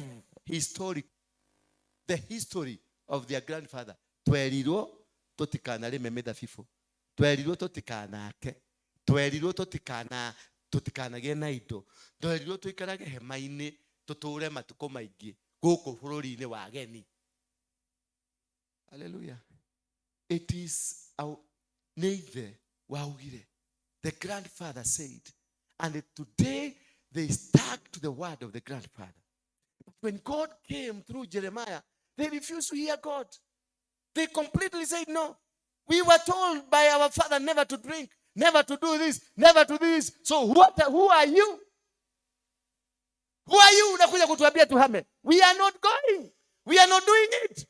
But this and Jeremiah was sent, and he came and said, hear the word of the Lord God.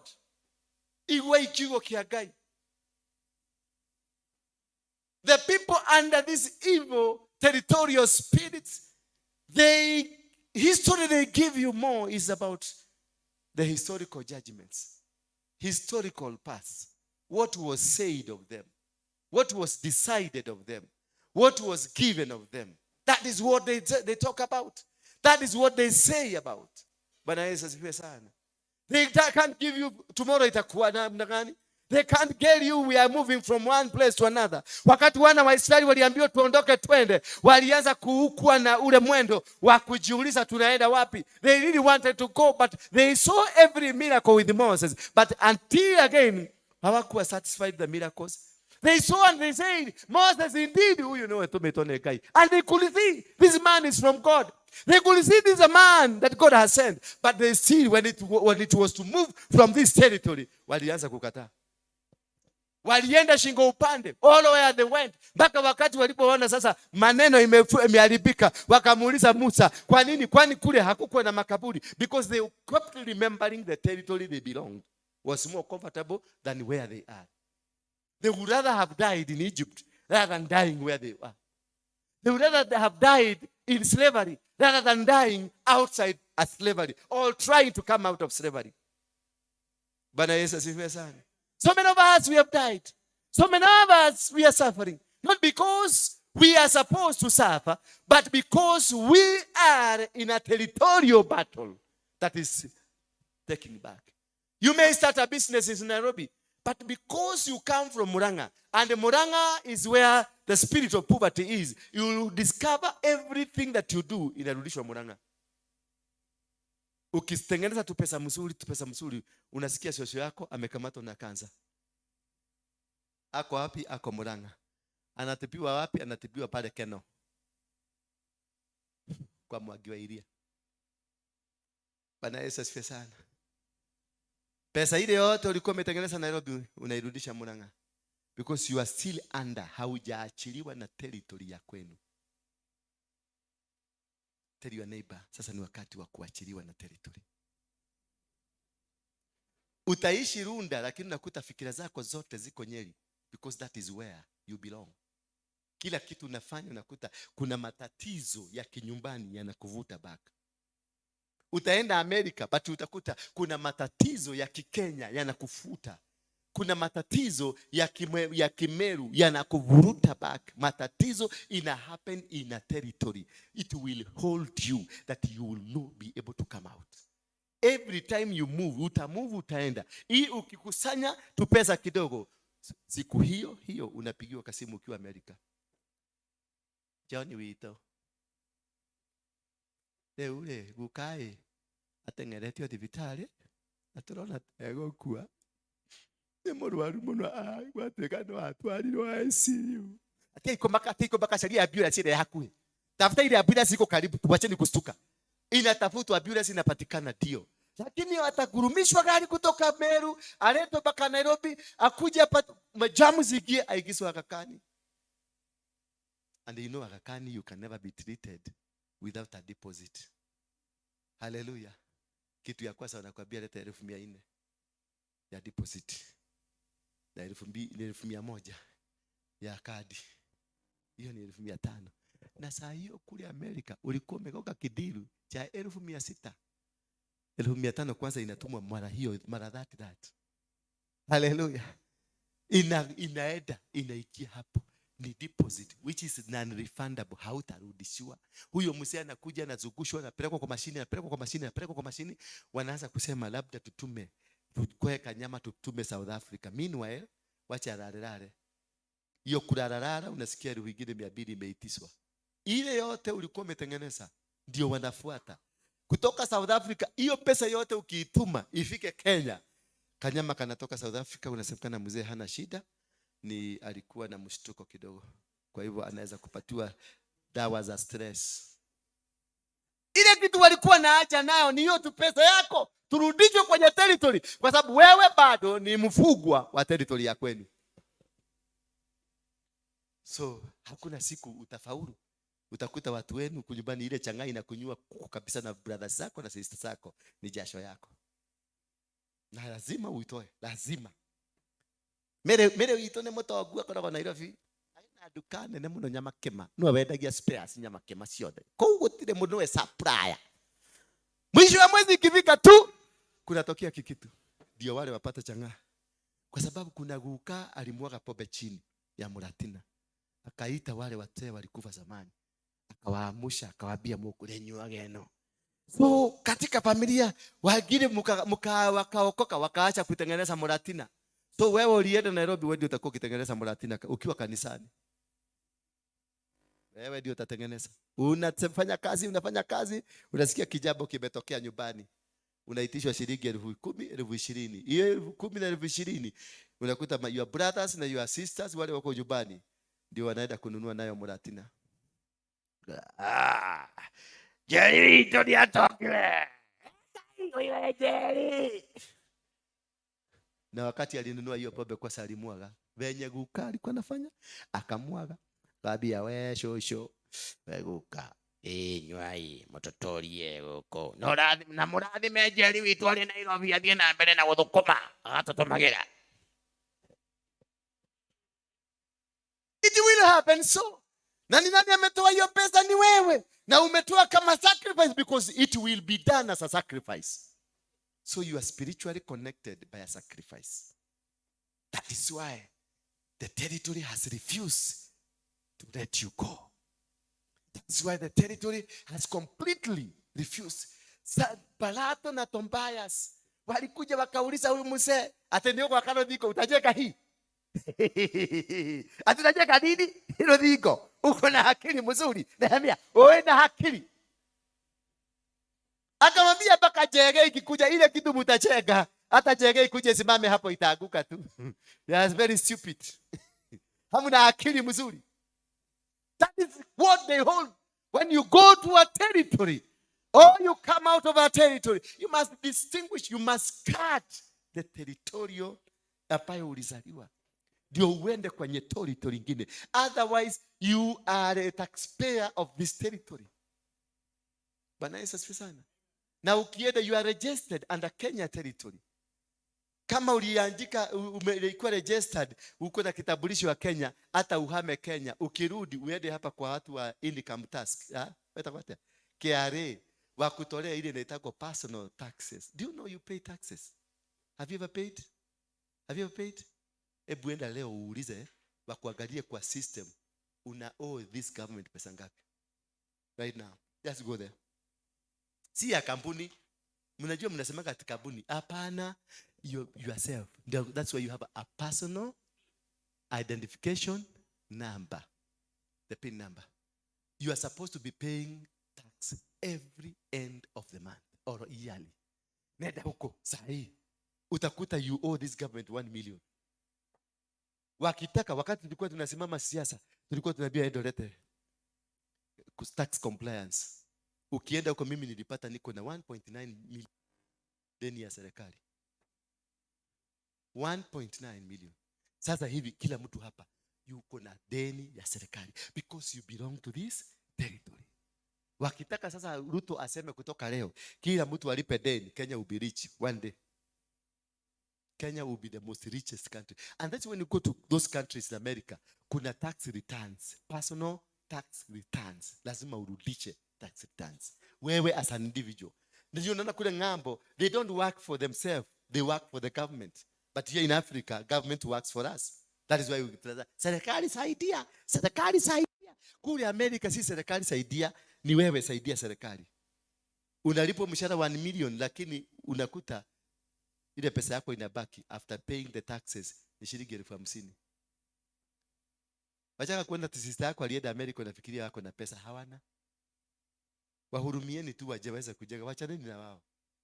At least wajeke kanyumba. Because kwa sababu sister yako brother yako alienda America, now he becomes the breadwinner of the family. You are killing those people. You are killing because kuna ile guilt yao wanataka kuonyesha yes, I'm in America, I'm capable. But they are not capable. They are not capable. They are suffering. Kupata tikiti. Saa hizi kuna mtu ana work for a ticket ya kukuja mwezi wa 4 next year from now. Lakini haya nikiwa Kenya through my phone nitafinya phone 2 3 nifanye biashara kidogo kidogo nitengeneze that ticket in a day. For them they have to work for the whole year to get a ticket to come.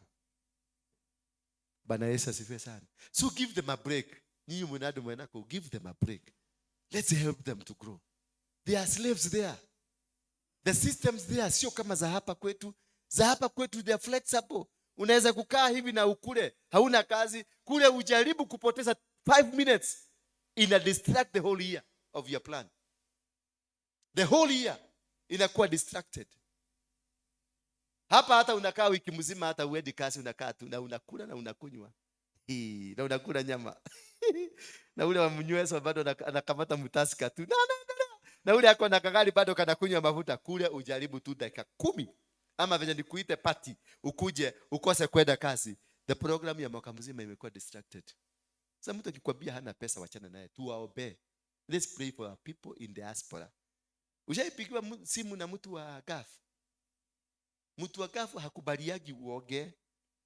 Atakupatia story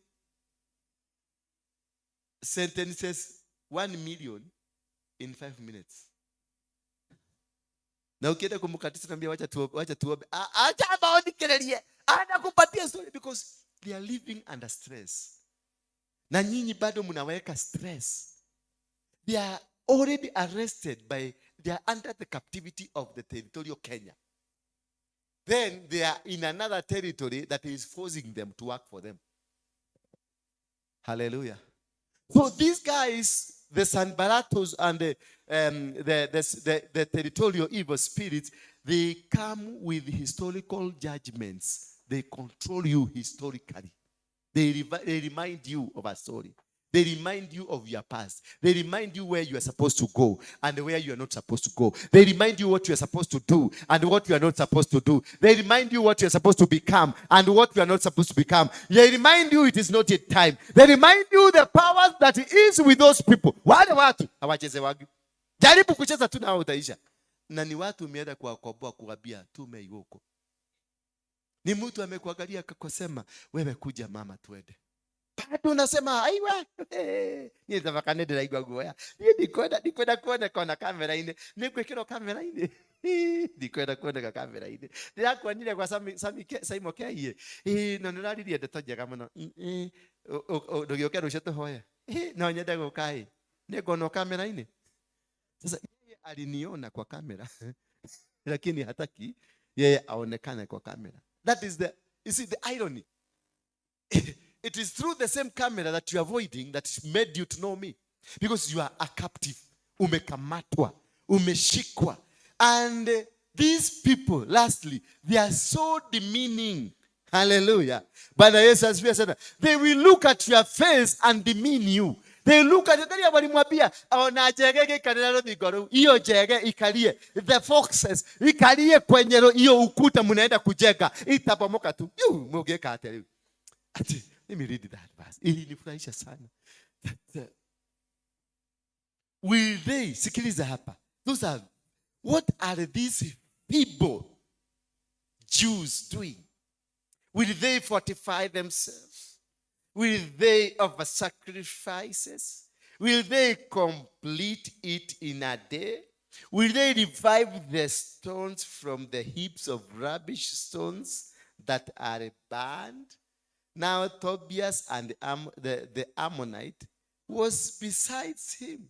And he said, whatever they build, even a fox goes up on it, he will break it down. They are stones of wall. Ona kiura kikirugaruga au iruka tu chura hiyo ukuta itaanguka hiyo ukuta watafanya nini hawa neke mageka will they offer sacrifice because it's so dismissive because they always think they are important. They always think that they are so special. When a territorial evil spirit is holding you, it will always discourage you from going further. It will always make sure hauendi kwingine. Hii kwa sababu wewe ni mateka. Kwa sababu wewe umekamatwa. That is why unaambiwa tuende mahali fulani. Kitu ya kwanza tuende kanisa ya the synagogue. Unaulizwa pastor wako ni nani? Mahuja yako ueta wapi? Sema Dora Waruinge. Mgani? Dora Waruinge mgani? Unamjua? Ni yule amogeke. Kawe yule na kioko kega. Watoto wala kwa mogeke.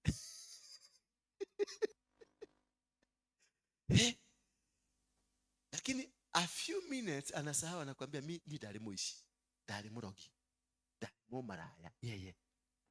Lakini yeye haangalii mtu alicheji yeye ni pastor. Lakini sasa yeye kwake hakuna mtu mwingine wa mogeke hawezi kubadilika.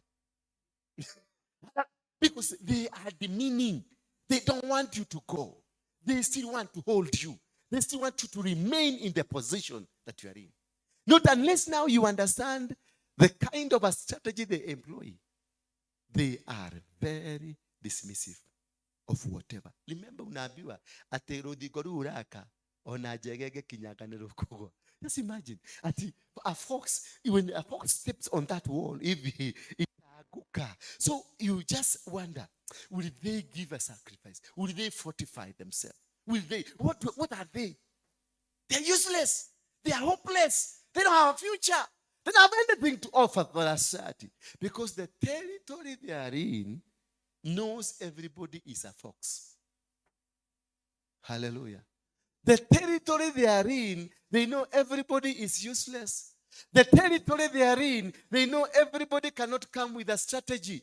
The territory they are in knows that nobody is worthy of doing anything that is meaningful. And the territory you are in knows that you cannot expand. The territory they are in knows that you cannot become. The territory you are in is a poverty-oriented territory. So they know. When Jesus was born, they asked a question. Can anything good come from? Yeah? Can anything good come from Nazareth? Can anything good? Those are the Tobias and Sambalatos. Those are the evil territorial patterns. They have nothing to compare with the territory that is good. So they say that Jesus is coming, the Son who will come to redeem the world. Then they ask, how? Nazareth. Itoe muhonokia. Nazareth. Aumeha. Yani. Aumeha. Umeta kisagireko. Gisagi kianyu. Gisagi ya kwanyu. Gatonya? Gatongore. Ate gatongora. Lunore to. Ate niki giuma gatongora. Gatongora. Gatongora. Niki giuma gatongora. Ate roka otore muhujia. Ate umeta ko. Wow. Ate gatongora eko. Eveno. So they try to locate you. They can't find you from your territory. They can't see anything that can come from you. They didn't see Jesus coming from Nazareth because they thought Jesus will come from a richer zone where the brains are. That is when you are held by a territorial evil pattern, evil sin. They don't make you see anything good where you want to go. They don't allow you to see anything good. For the sake of time, I want us to look at how to win against this territorial evil pattern. How do we win? How do we conquer them? How do we defeat them? Because we must defeat. When you dream of your grandmother, and when you dream with your grandfather, that is a territorial pattern in you. God is revealing to you, you are captured by your territory. Because those are the kings of the territory. If you dream with a chief, if you dream with an elder, nyubakumi, those elders, if you dream with old people around you in your life, every time the dreams in yao inakurefer back to the territory. Wazee wa huko wamekukamata. Ndio ukiingia mahali kama hapa, unafanya spiritual mapping. Nishafanya. Sasa nataka kufanya action. Prophetic action. I'm going to select amongst you the people that I'll do the prophetic action with them. Because nimejua wazee wa hapa, what kind of them, their operation, what they do, how they live, because that is what, hii wiki mwezi mzima nimekuwa nikiangalia. Naangalia. Na wameniattack, wamenilima vizuri. Kama kulimwa nimelimwa. Kwa sababu walijua huyu lazima tumalize. Hallelujah. Na mimi nimewalima. And I've won it. Bwana Yesu asifiwe sana. Now we are going to do a prophetic action. Bwana Yesu asifiwe sana. We are going to do a prophetic action. Did you ask yourself why I started by bringing wazee kufungua kanisa? This is an old building. Na walioanzisha hii building ilijengwa 1930.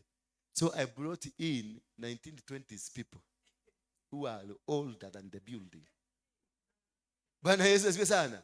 To come and speak, because the spirit in them will be listened by the spirit in here. Bwana Yesu asifiwe sana. That is how to win this battle. That is how to do it.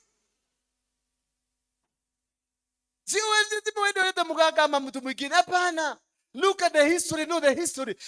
Bring the history. These people, they use judgmental, historical judgments against you. Now you grace a judgment history against them, and they will dismiss them. Kanyaga. Hiyo ni battle 1 tukawin. Hiyo ilibidi niende jikoni kupika mimi mwenyewe. Hawa wote mpaka hawa mapasta walitoroka, waliniacha. Because nilijua, I understood. Sikuwa force. Najua na bara matimioi. Hawajui ni nini kinapigana hapa. Hawajui kabisa. Hawajui. Hallelujah. Mpaka saa 9 usiku walikuwa wanauliza okoda tokoda karate shigana. Sasa mimi mama kama huyo ananipigia simu kuniuliza okoda saa 9 amenemuka usiku. Apostle, ni swali niko kohorera tukoi. Tokoda karate shigana. Apostle, sorry nego kuhorera thimoi. Irio cio nitugwikira ciumbe muingi. You just shut your mouth. Don't attack them. Keep quiet. Take over control over the whole thing. Dismiss them. Waodoe, because they are washagogwa. Kisia mtu anakuuliza ciumbe, na kuulia ni karati shiga na ni mboga shiga na tukugura ni riu the apostle. Ani mutumia wagirwo kumenya maundu macio mothe. Menya mundu ucio ni muringe. Muige kado. Mundu, that's an injured, mtu injured. Kwa army mtu akikuwa injured anatolewa, anapelekwa kwa ambulance, anaenda kutibiwa. Ndio unaona kwa army kuna madaktari. Sasa unajua huyo already ashagogwa toa kabisa. Hata usiongee naye tena, block hiyo namba yake, i-block immediately. Utaani block after the mission. Na hizo ziko sana. Because atakusubua, akikuuliza karate, atakakaa kidogo atakupigia makaa. Tahena noe modo reda ya makala. Takwa ate, takwa mutiso kana takwa kalioki na hata ujui. Hallelujah. Ukikakaa kidogo mwalao tena, unasikia, apostle, ishikole utoko lutako. Apostle, dewe na emaere tuko tahako leo no tuana na mundu geto tahira mai. Na saa hiyo ni ndio wakati unaomba saa 8 saa 6 wakati unaomba ndio unasikia those questions are coming. So when you realize tumefika hapo, don't even touch them, just block their numbers, block all of them, block them and take over the mission. Take over, control it. Because wewe tu peke yake ndio uko normal. The rest are abnormal. Dismiss them. Wakikuja wabii weka pale. Wasiingilie because watakuja wakiwa maagent. Until you finish this game, ndio naambia kujeni tukunywe kachai. Sasa unajua wameachiliwa. Because it is over. So when you are dealing with a territorial and ukwe wewe ndio umepatiwa mandate ya kwenu, don't even involve your father. Don't involve your spouse. Don't involve anybody. Do it. Manhandle it. Fight it. Because God has given you. When Moses realized hawa watu, he did it alone. And that is why God gave him a rod to use as a battle weapon. Because he knew hawa watamsubua. Akina Kora na Dathan watamsubua. Mungu alijua atasubuliwa all the way. Mahali popote ataenda atasubuliwa. Chochote atafanya atasubuliwa. So alimwapatia, this is your rescue. Wakafika wakakuta manyoka. Mungu akamuuliza, nimeshika nini kwa mkono? Akasema nimeshika mti, agusha. Mti ikabadilika kwa nyoka, ikameza zile nyoka zote. Because he needed to sustain the battle. He needed to sustain Moses and these people. When these people wakaona miracle ile imefanyika, then wakarudi hai tena. Wakaenda. Wakafika mahali wakapata mto ndio ile, maadui ndio hawa, mamba ndio hizi. Wakauliza Musa, ulisema tukuje tukufie hapa. Si ungetuacha tukufie huko. Because these people were not ready to go. They were not ready to go. You are not ready to be married. You are not ready to start that business. You are not ready to start that ministry. You are not ready to get into a new venture. You are still stuck, held by your territory. That is why you are always negative. That is why you never think positively. You never think forward. You think where you are. That is why mtu akikuja hapa, leo ishi nebe hasiga na mtu merete. Ya tisi tamilioni komisi leo siole radi huko. Mutikira hiko direka biashara. Ile speaker le ai ile nejeru. Ile t-shirt itakora inale. Kale kama katuma agiri magana meri. Eno pulpiti nayo le. Eno nayo le. Eno no ya kanitha kweli. Pulpiti sigia kakokole akado. Eno ai. They don't see anything good. They don't see anything coming. That's why they asked, can anything come from Nazareth? Anything good? Anything? Anything means, najua mafi pia ndio inatengeneza fertilizer. Atena mahino moneke, makotodeka fertilizer. Bwana Yesu asifiwe sana. Hallelujah. That is what you must win against. That is what you must conquer, including the people that are listening to you. They are always doubting you. So you must be able to carry them along. And that's why Moses had to be given a rod. But Joshua was not given a rod. Joshua was moving with mature people. Yet Moses was moving with immature people. Maturity in the win of battle, of the evil pattern, territorial evil patterns, you need maturity. You need to have mature people so that to win this battle. Moses was with completely immature people. But after winning the battle, after Moses dying, these people had matured. Joshua was brought in, and Joshua was given directives. Go to battle. And the people he had never complained. They went to battle. The people he had, until you mature. Tell your neighbor, until you mature. Until you mature. That is the time you will start moving towards your direction. Hallelujah. You must mature. You must sink yourself down and be brought grounded by the word of God so that you can be able to move. Wale watu walikuwa kwa Mackenzie ni kwa sababu they were immature. They don't know how to read the Bible. Ni watu wanaitwa miracle seeker. And that is why I hate anyone calling himself coming for a miracle here. Seek ye the kingdom and its righteousness, and everything that you need will be added to you. Miracles is something that can be done by Al-Kadabadra. Waganga wanafanyanga miracles. Hallelujah. Wachawi wanafanyanga miracles. Nyegese pale anafanyanga miracle. Wagapi washaichugulia amenyegese? Akitaka kuzaa anasema nataka kuzaa. Rusheni pesa. Watu wanarusha pesa akitaka kuzaa. Wanaambia no. Mwendete kuona jaga. Ashabanya miracle. Mumetoa pesa kwa mfuko. Hallelujah. Bwana Yesu asifiwe sana. So if you ground yourself on miracles, you are going to perish. You must and you will perish. But if you ground yourself on the word of God, and I come here, stand here, I start misleading you, you will tell me, Pastor, man of God, how you'll be able, because you are grounded on the word. You know the word. You walk the word. You live the word. You do the word. And you conquer. That is the first step of understanding, winning against this territorial evil spirit. And this by praying and without ceasing and trusting in God. When this man was confronted in verse 4 of chapter 4, hear, O our God, for we are despised. He just went down. Hakuenda from the bigger side. Hakukuja akiwa mkubwa, alinyenyekea. Kunyenyekea ni muhimu katika kushinda hizi vita. Nyenyekea. Ukiona watu wamekuwa wa rangi ya juu, rudi chini. Ukiona watu wamekuwa sasa ni mabosi kwa kanisa hii, wewe rudi chini kama pastor, rudi chini tu. That is why you see, utanikuta kule chini. Utanikuta nikisafisha kanisa, utanikuta nikipaka viti, utanikuta, because I don't want kukuliwa na akili ya kuwa boss. Bwana Yesu asifiwe sana. Ukikuta pastor ako kanisani hawezi kupanga kiti kama hii, mfukuze kama kaubwa.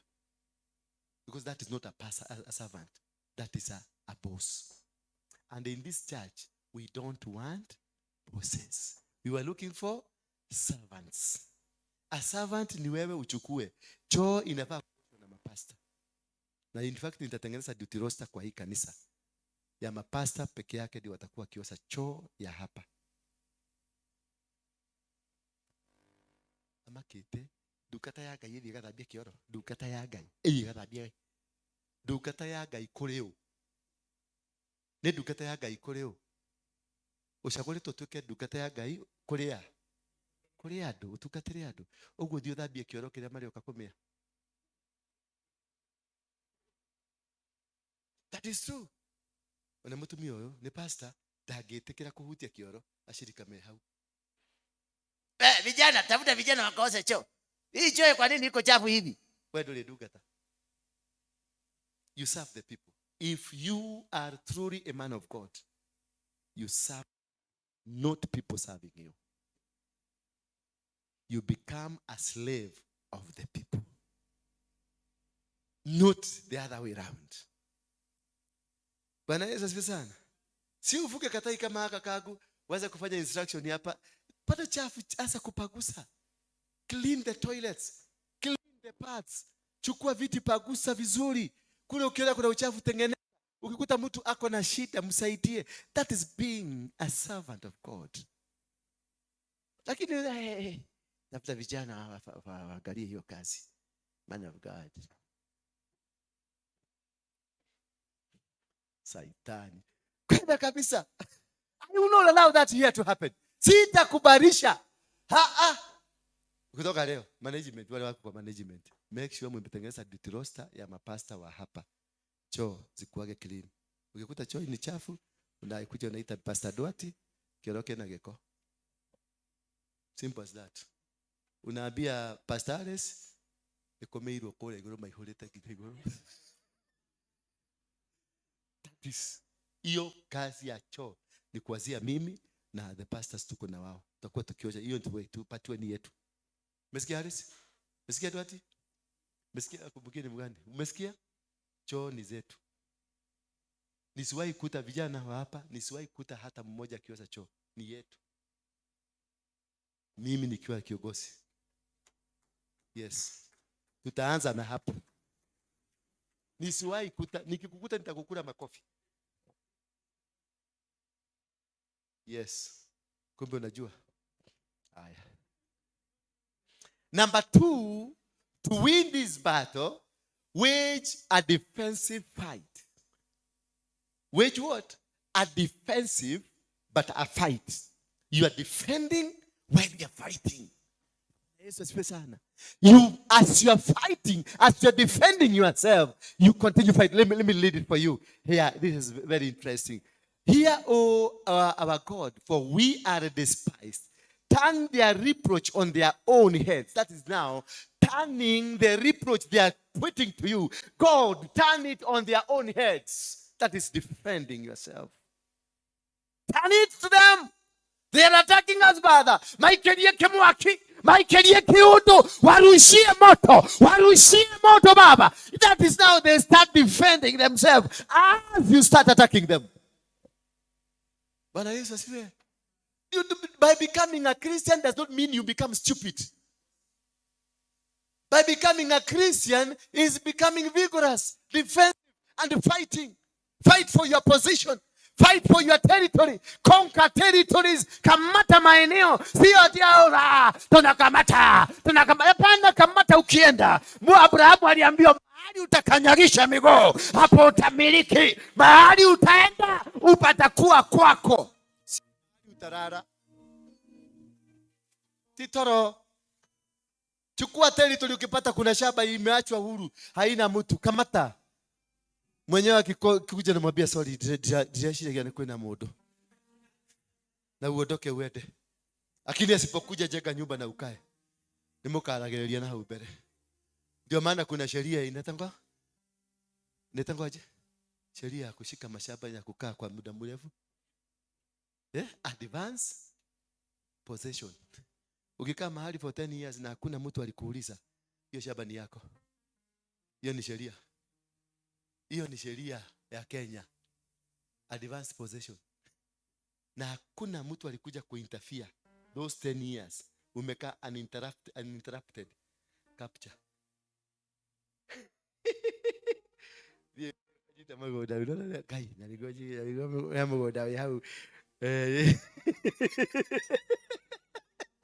So they asked for a prayer and they told God that, hear, O our God, for we are despised. Turn their reproach on their own heads and give them as a plunder to a land of captivity. Give them as a plunder to a land of captivity. Waweke wakuwe mateka. Wakae huko. Wakae wakiwa mateka. Nikiendelea kufanya kazi yako. Waweke wakuwe mateka. Mwambie mwenzako, wawekwe wakuwe mateka. Hawa maadui wanakukibisa. Waweke lock them somewhere. Lock them somewhere. Yes, kazi ya Mungu ifanyike. Si wachawi wanawekaga mtu roko. Yes, tawe waweke. Wakulishe nyasi. Maria nyeki. Wapi ambia Mungu teremsha nguvu wakule nyasi. Na watakula. Elijah aliwaambia wekeni kuni, weka kila kitu, akisheni. Itisha moto kutoka mbinguni.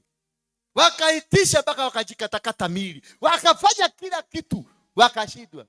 Kisha huyo Elijah akaambia, ni mwalekia. Mumemaliza? Basi kujeni. Ndani mchote maji, muagilia hapa. Muagilia na mumwamwe baka maji ijae. Ekeni sasa kuni, wakauliza sasa kuni kwa maji itawaka namna gani? Kama ndo ya mgoroki.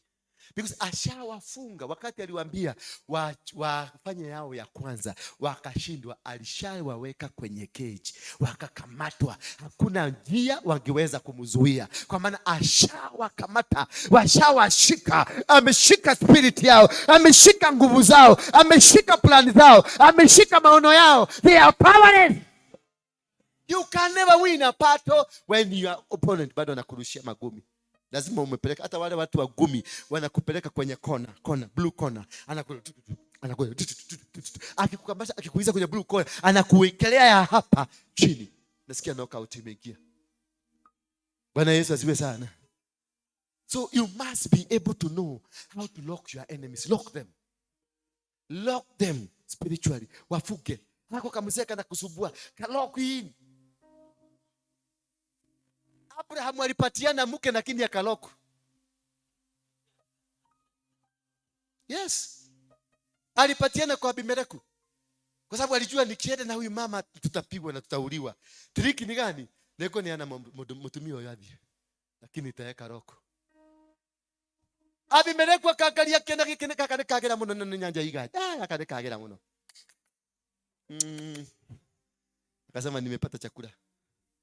Abimeleku mara hiyo kakaambia kapandishwa kwa ile hapa room mzuri, kwa room mzuri ile kingi wanakujaga ndio kauziwe uoga.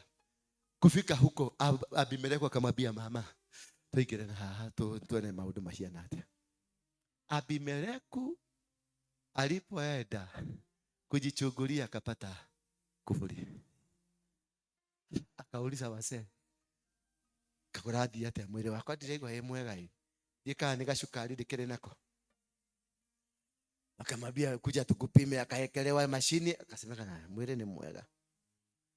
Kutoka tu hapo kwenda kwa compound akasikia ile roko imeachiliwa. Haifanyi kazi. Akasema tarekejoke ku. Akarudi. Kufika tu karibu na yule mama roko.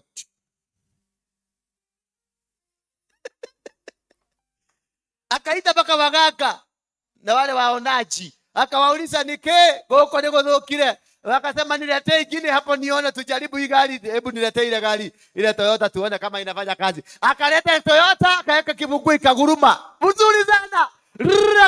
Akazunguka mara mbili akaona inafanya kazi. Akaita kwenda kwa Mercedes. Mercedes ikaanza tongjong. Kwa sababu mzee anaitwa Abraham aliweka roho na akaenda. Hakuwa na worry. Hakuwa na worry. Alijua utaniletea tu utanikuta. Ndio kutogosha mani na kubele utanikuta. Wamenya nie ndio utanikuta. Ndio unaona wacheni kuchezaga na watu kama mimi. Tutakuwa watu wazuri. Bwana naweza kufanya kitu tu ikumaliza maisha yako. Wachukaji, hata kama nikamchukaji unaonaga nikamchukaji, hakana akili mzuri, wachana nako. That is the Bible says, do not touch the anointed. Wachana na yeye tu. Kwa sababu kuna kitu, kama unakuja unanisikiliza hapa, pia niko na kaguvu kingine kanaweza kufanya kitu. Mtu mwenye amemwagiliwa mafuta, akikwambia fanya hiki kitu, fanya tu. Fanya tu, na kama utaki toroka kwake enda. Ama muachane tu kipulani. Kwa sababu itakumaliza. Ati ukuje uniinukie, ukuje hapa, umekuja hapa juzi, sasa wewe uanza kupanga vile utaniinukia hapa. Nitakuweka roko. Nitakuroko tu na niende. Na utakuja kunitafuta siku moja. Orage nesia usiade ile kai. Ni viete kwa hojiade, kiete kinya kwa kai kakerote. Mundu mwahitanire na haukujua ukikosa. Unashida kwa ukifikiria. That is the most dangerous. Nehemia alikuwa mtumishi wa Mungu mwenye alikuwa ana under instruction. So there is nothing that could have happened to him or a defeat was not in his vocabulary. Hakuna siku angepatana na defeat. Kwa sababu he believed in his God. Na unaona amwambia Mungu aje kitu kimoja tu, very simple. Alimwambia Mungu kitu kimoja tu. Here, O our God, for we are despised. Angalia, tadoro la nyororio. Angalia venye wananiangalia vibaya. Angalia venye wananiangalia na jicho baya. Angalia venye wananiattack. Baba. Ndio wetekera. Yeye ndiye alimtuma. Mungu ndiye alimtuma aende ajenge ukuta. Sasa amerudi kwa Mungu amemwambia, "Tarado aku ula marajika." Na ile dirako ile tani direda kuthi kou. Unaona majika. Unaona ni madega. Mungu anakuambiaga, Yesu akawaambia, ukienda mahali mtaenda, mukataliwe, muende mkungute nini? Mkungute miguu yenu chini na muende. Hiyo mshapiga ripoti kule mbinguni. Sisi tulikuja, tumefika venye ulituambia, lakini tumekataliwa. Fanya. Muende. Abraham alipatiana mtu kitu. Nasikia alikuwa chuma. Kitu mzuri. Na akaweka nini? Roko. Abimeleku alijuaje? Alijua baada ya kujua kuna roko. Akaita manabii, wakamwambia huyu mtu ni wa mwenyewe. Akaita Abrahamu, akamuuliza kwa nini hukuniambia? Kwa nini hukuniambia huyu ni mtu yako? Na ni muthamaki. Ni muthamaki ni Ruto. Kwa nini hukuniambia huyu mtu yako? Exercise the power of God. Just exercise the power. Mtu akikuja kuangalia tumaje na maji hii. Enda pale, jifiche pale, ambia Mungu. Unaona mtumie shauri ajeka. Fafa. Na unaenda tu, itosha, hiyo imetosha. Hiyo imetosha. Hiyo imetosha. Hiyo imetosha. If you believe in God. Bwana Yesu asifiwe sana. Do not cover their iniquity. That's a request. I can request God. Nakakuhubiri mehia mako. Do not cover their iniquity. It's a request Nehemiah is making to God. Maguranie. That's a defensive mechanism. Ask God akuje into the battlefield. Akuje akamate anga. Akuje make sure wale watu wamejulikana, wale watu wameonekana. Unataka kuniambia hiyo kitu Mackenzie alikuwa anafanya? Hapo ameplan. But God uncovered their iniquities. God uncovered the sins that was happening. Because it's not Mackenzie who was burying those people. Lazima kuna watu 50 something. Lazima kulikuwa kuna watu. Si yeye alikuwa anachimba kaburi ama ni yeye? Hapana. Lazima kuna watu. Lazima there is something. It is not what you are seeing in the face value. It's a sacrifice. Na si yeye. There is a mightier, a bigger force nationally katika nchi. There is a bigger force ambayo inamtumia kufanya sacrifice because they want to install back ile kigogona ilivujwa ya Freemason. They want a sacrifice. So they are coming, they are fighting back by using the same thing that fought them. Hallelujah. So they are using Christianity to install them. That is to say, many pastors now are gays. Many pastors are lesbians. Many pastors are thieves. Many pastors are doing dirty things in the society. Because they want to use Christianity to reinstall the kingdom of the devil. Hallelujah. That is why Nehemiah is clever enough. He tells God, "Hear our God, for we are despised. Turn their reproach on their own heads." Turn their reproach on their own heads.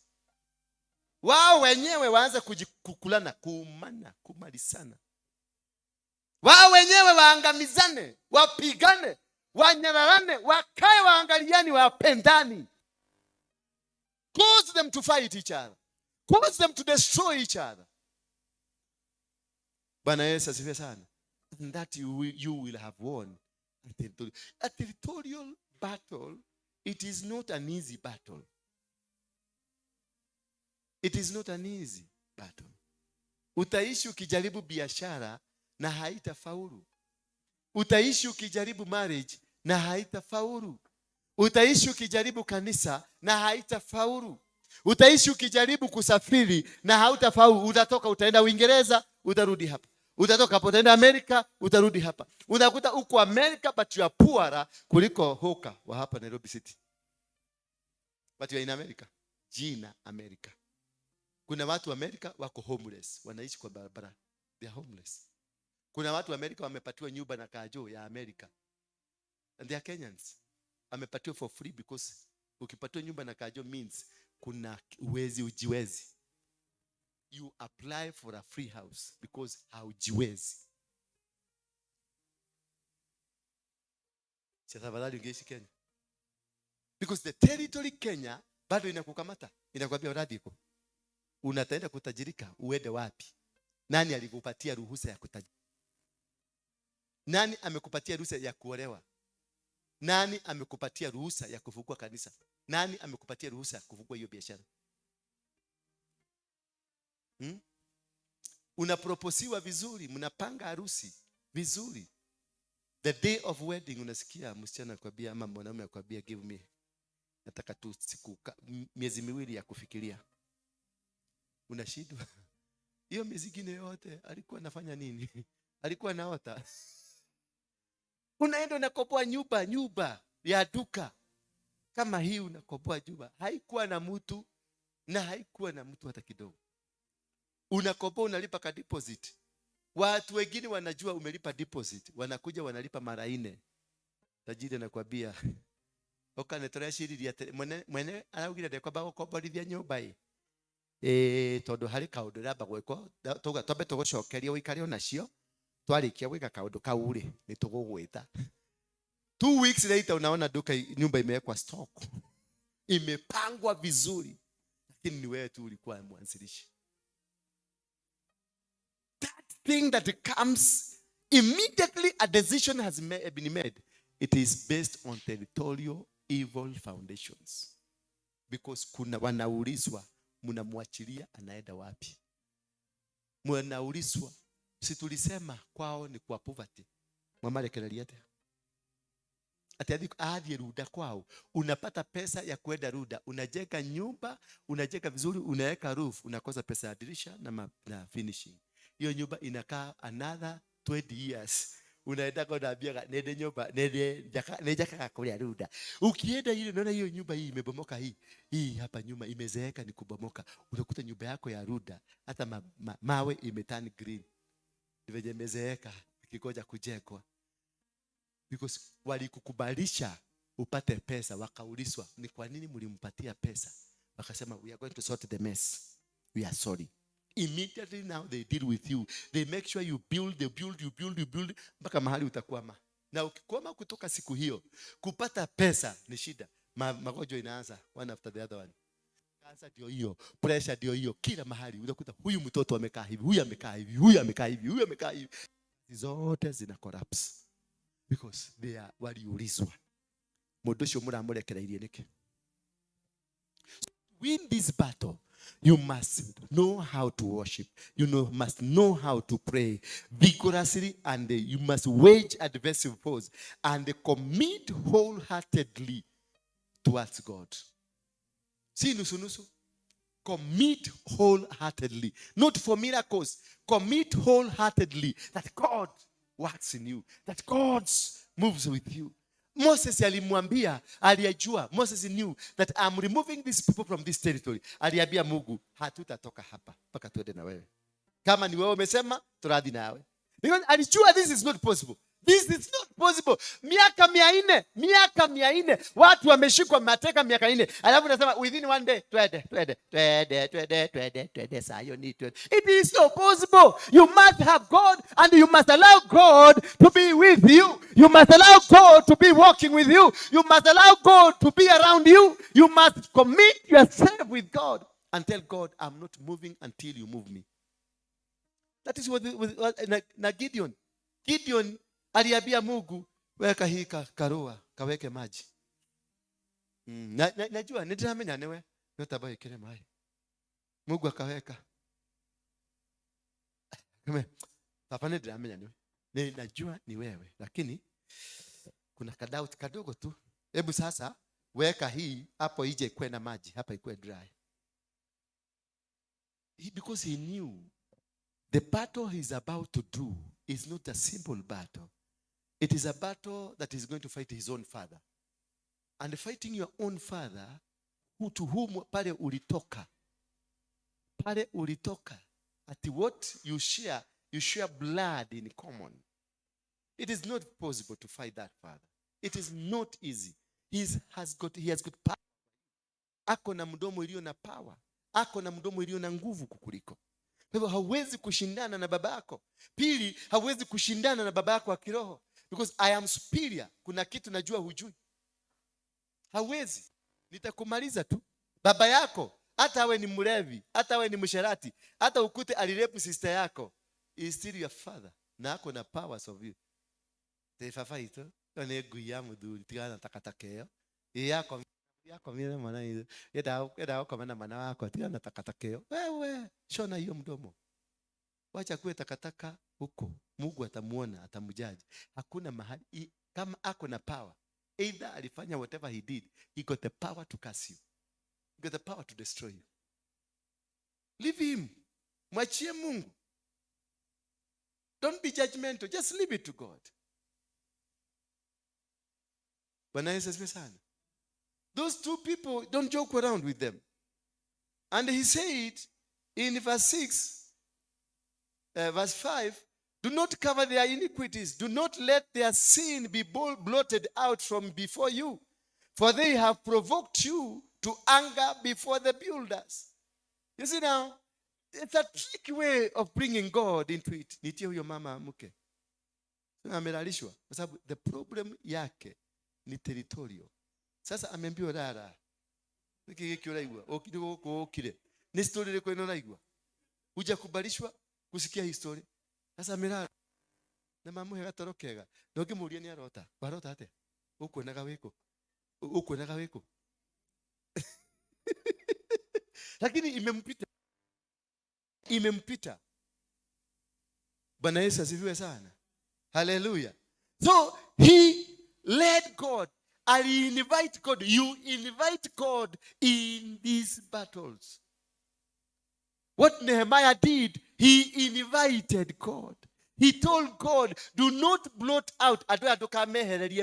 Usifanye, usiwaondolee dhambi zao. Ndio waendelee kuishi kwenye in languishing. Dokamehererie. Wale mumemalizwa na mapastors, mumemalizwa na njia hiyo. Wameomba dokehererio waganu wako. So ukako kanitha kurugaruga no kuri iguru waganu waku uri ofairo ine na huno mwani niro ni ahuje. Hallelujah. Na ulikuja na kuonaga kwa sababu nilikuwa na kutamania na nikaona huku kubali, nikaenda nikapiga report. That is how dangerous you can live with a person whose agenda is not good in your life. You need to have a person in your life who has a good agenda, who has a good heart, who has a good plan for you. Because God says, I got good plans for you, not to destroy you, but to build you. But remember Nehemiah, hapa, in vita, anasema, do not cover their iniquity. Do not let their sin be blotted out from before you. For they have provoked you to anger. They have. Na ripoti amefanya. Si amejiondoa, amesema chini nimeko nyororagia. Neka imeko nyororagia. Alimwambia, alijiondoa kwa hiyo saga. Nehemiah alitoka akakaa kando akaibi. Akambia Mungu, they have provoked you, wamekutukana. Kuna mahali umesikia wakitukana Mungu? Hawakutukana Mungu, lakini alijiondoa. Akalete Mungu, akambia Mungu, hii kazi nafanya ni yako. Na watu hii kitu wanafanya, hii kitu wanapigana nayo. Si mimi wanapigana nayo Baba, ni wewe. Na akaondoka na kaida. Mungu akakuja. If you invite God, that is prosecuting your case in the court of heaven. That is how we prosecute our cases. Kama Mungu nikaona nimefinyirika hapa, I will just go to God and prosecute my case before God. Na nikae kwa ile bao yaona, niseme yaona, this is what I. Na nimwelezee. Then I leave my case to him to handle. Na hakuna kitu kibaya if I prosecute my case because of you. Because I have prosecuted my case na wewe haukujua. So you never went to defend. So the case will be me and the judge will rule in my behalf, on my behalf. Because mimi peke yangu, you never went. See, ukuwa invited, mimi nime prosecute my case. Na dinakwela. And that is why you see Waruinge wametushinda. Because Waruinge wanaendaka kwa muganga, they prosecute your case in the court of the devil. Alienda peke yake. You are not involved. Akaitishwa leta picha yake. Leta suruali yake. Leta nguo yake. Leta hii. Na ikakuwa prosecuted. And that is why you are suffering. Because you are not invited. Mufanye kesi. So if I prosecute my case in the court of heaven, I did not involve you. So whatever will happen, the judgment will be in my favor because I am alone at the dock. ni mimi nimeprosecute. So hakuna counter ya prosecution. Hakuna defense ya prosecution. It is me alone. I will prosecute your case against your family, and your family will be destroyed. I will prosecute your case against your business, and your business will go down. I will prosecute my case against whatever you do, and everything will go down. Prosecute your case before the court of heaven when the battle of this nature comes to you. When these people comes attacking you, when these people come trying to bring you down, take your case to God. Don't take it to man. Take it to God. God is listening. Tell God they have abused you. Tell God they have looked down upon you. Tell God these people are not in your favor. Si watu wazuri, ni watu wabaya, ni watu walio na maneno mabaya. Then verse 6, the Bible says, so we build the wall, and the entire wall was joined together up to half its height. For the people had a mind to work. Then immediately, once you prosecute your case, put your minds there. Put your minds in that business. Put your minds in that ministry. Put your mind in everything put your mind there. Decide this is where. This is the church that I'll be coming. This is the man I want to sit under. This is the business I want to do. And they put your entire mind, because you have surrendered all your enemies to God. Now work without fear. You have the cover from heaven. You have the protection from heaven. Bwana Yesu asifiwe sana. Tusimame kwa miguu yetu.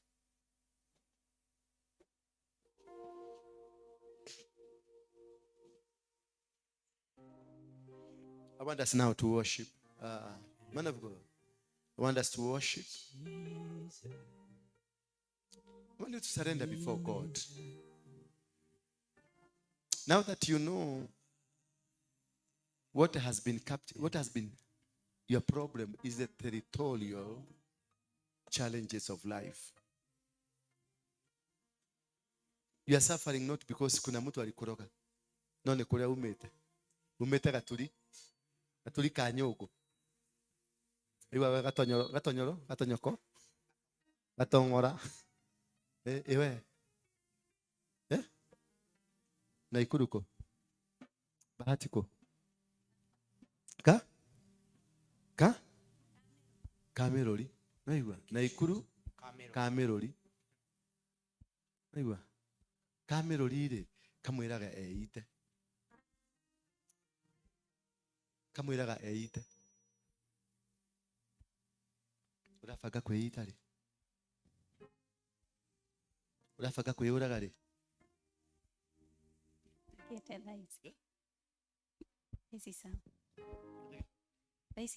Ni urafagite kweuraga. Kameroli karamwira eurage. Karamwira katia. Mothe nigwe auma anywe dawa. Etio mothe. Yes, mothe nigwe auma anywe dawa kwe. Kameroli. Kameroli.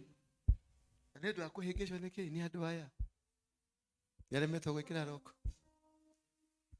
Hallelujah. Bwana Yesu asifiwe sana. Nataka tuabudu. Yes.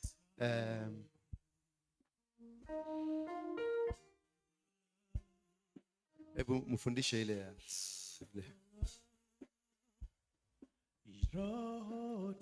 acha akuonyeshe kitu. Huyo ni keyboardist wetu Thika. Nataka ujipeleke mbele za Mungu.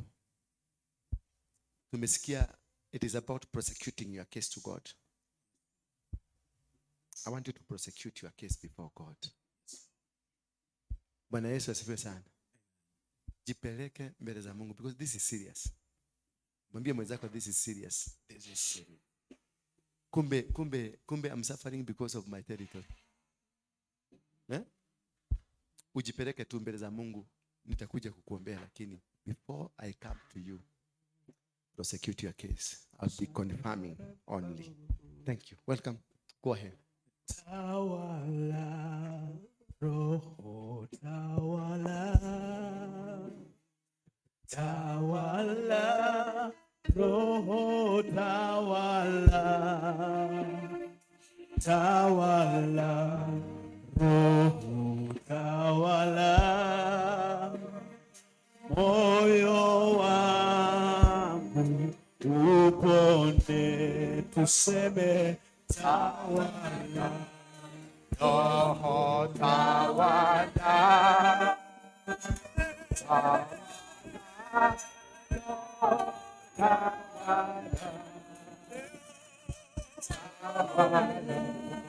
Roho tawala,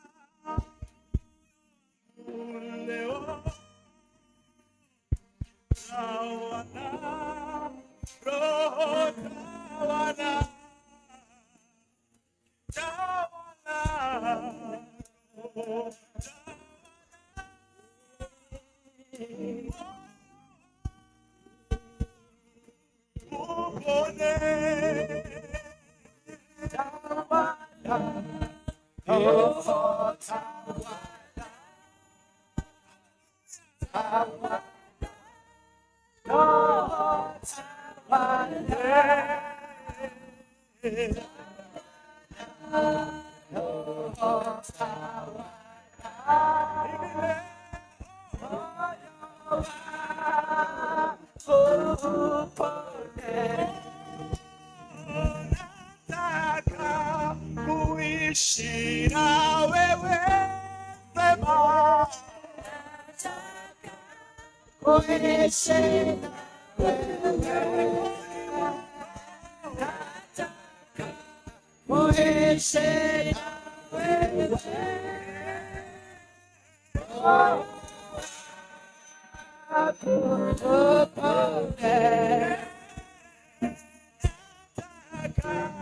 kuishi na wewe, nataka kuishi na wewe, nataka kuishi na wewe.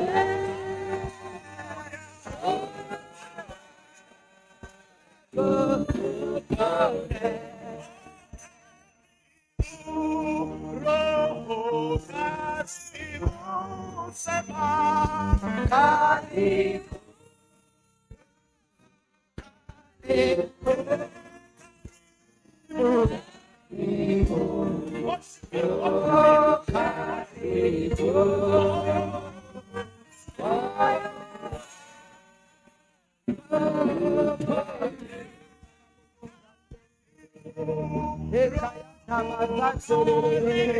Hallelujah, karibu,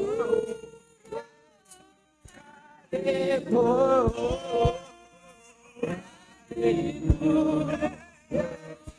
karibu,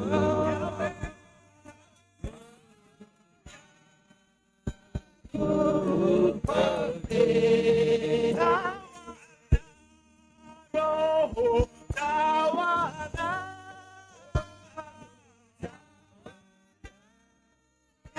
Roho tawala.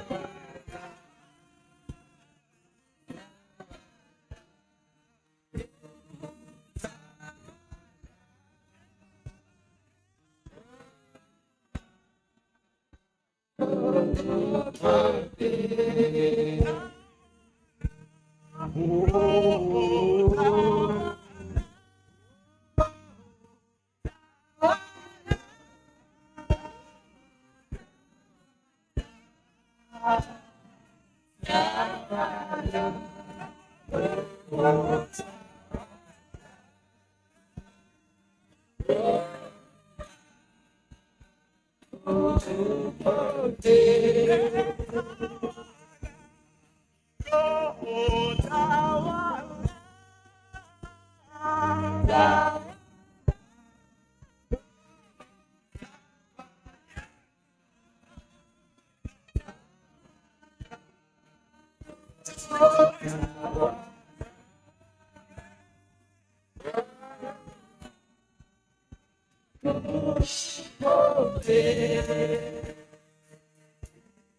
Jesus, we welcome you this afternoon, that you may reign, that you may reign in our spirits, in our lives, in our minds, that we shall have one mind, the mind of Christ, to work for you, to serve you, that our lives will be transformed and be renewed in your power and in your grace, Jesus.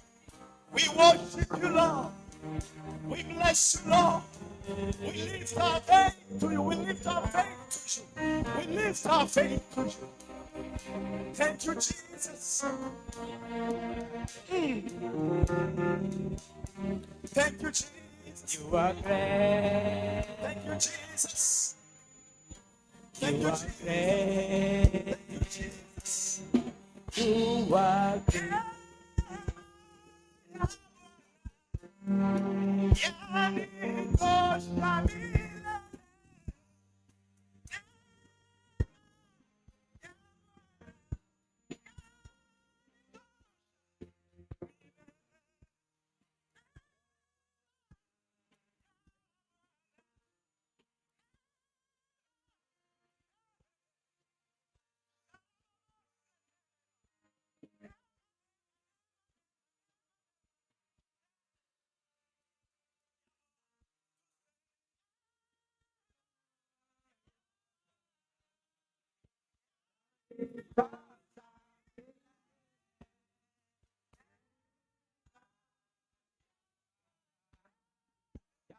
Because I made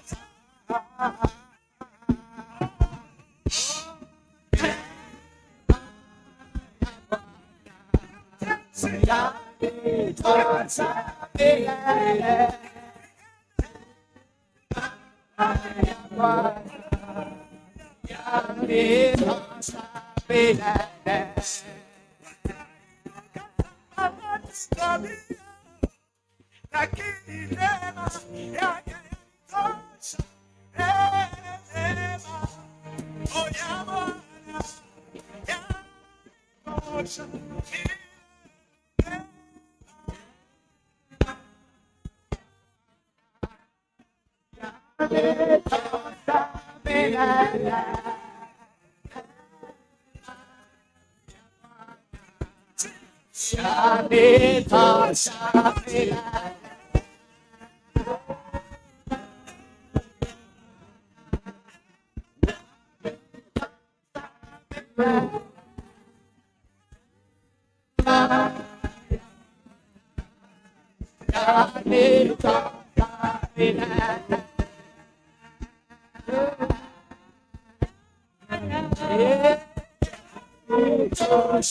made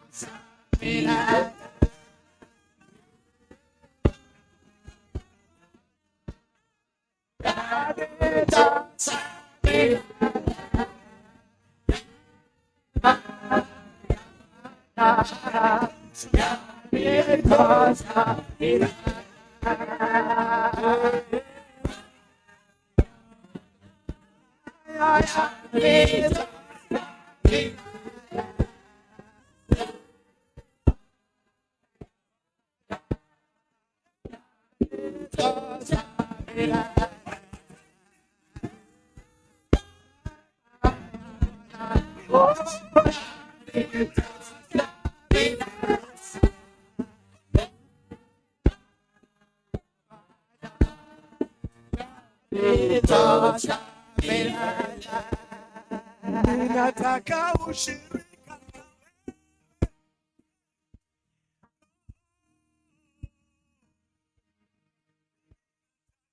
ushirika na Roho. Ninataka ushirika na wewe.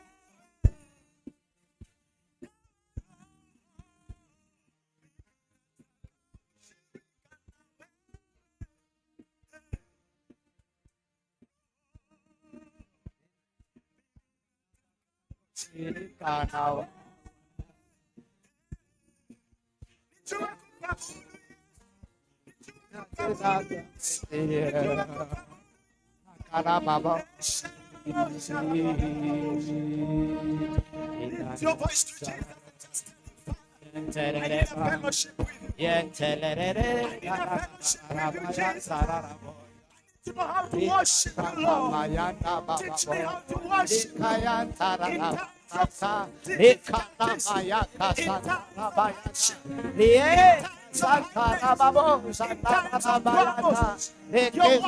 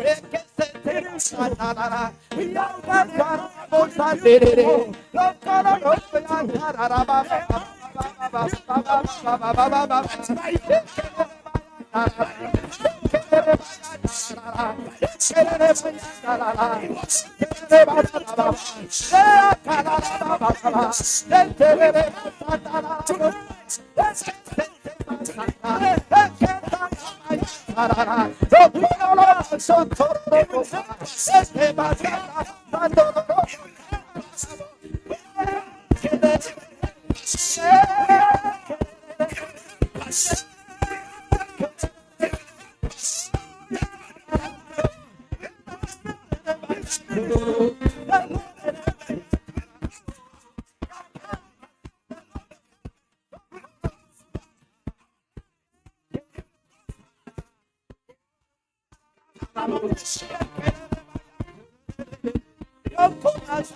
trouble. We lift you, Jesus.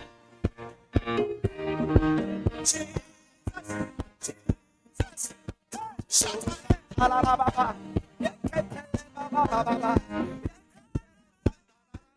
We lift you, Jesus. Yeah. We lift you, Jesus. Yeah. We lift you, Jesus. Yeah. We lift you, Jesus. Yeah. Oh, Jesus. We lift you, Jesus. Yeah.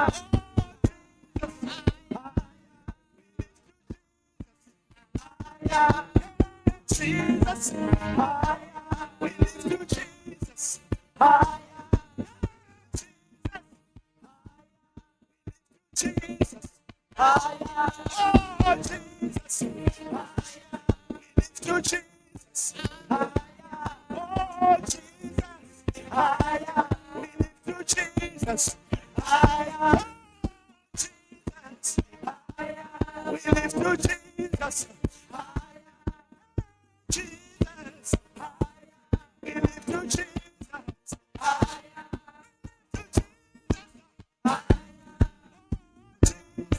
Oh,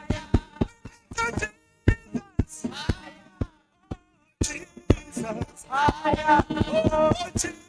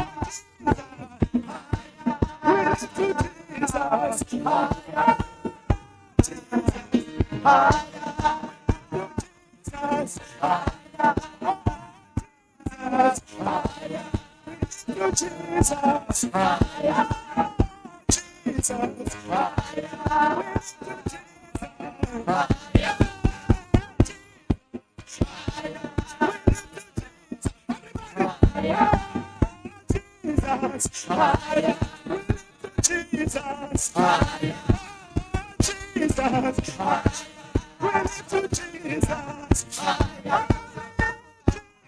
Jesus. To Jesus. To Jesus.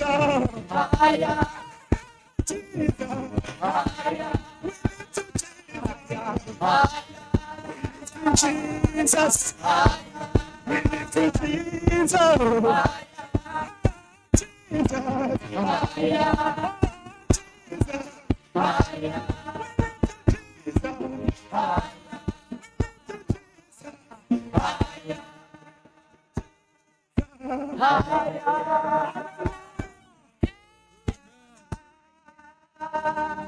Thank you, Holy Spirit. If you can mean it, you can appreciate God because there are chains that are breaking. There are boundaries that are breaking. There are limitations that are breaking. He delights in the praises of his people. And we praise and worship and magnify His name. Tonight, the walls that we are rebuilding, they're going to be established. The ministries that we are building, they're going to be established because Jesus is exalted above all the other names. We bless your name. Thank you, Holy Spirit. Chains are breaking. Chains are breaking. Chains are breaking in the name of the Lord.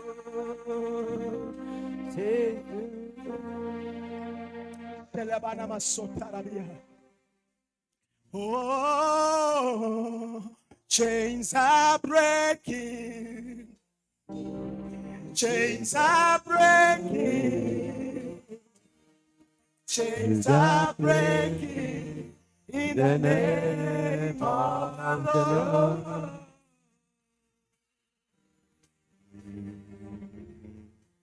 Open up your lips. Speak to this God. Mwambie tu the territory you've come from. Mwambie tu you want to be free tonight. Mwambie you want to be free tonight. This is the day that He made for you. This is the day for your breakthrough. This is the day for your redemption. This is the day you are being set free. It is the day you've always waited for. It is the day that always you've wanted God to lift you up. Oh. Just talk to Him now. Talk to Him. I can feel the presence of God. I can feel Jesus Himself. I can feel the Holy Spirit. It has taken over now.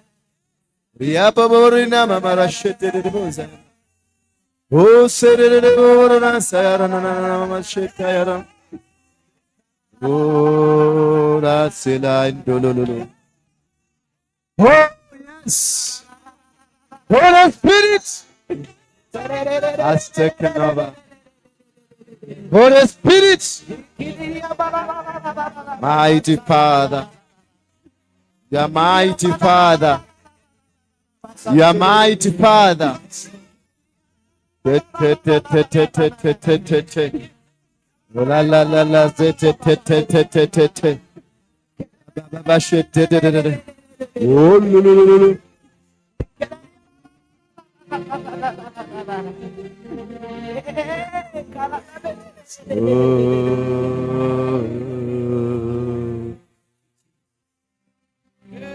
Jesus. Oh yes. Open your lips. Talk to Him. Talk to Him is listening. Prosecute your case. Prosecute your case. Prosecute your case. Prosecute your case. Prosecute your case.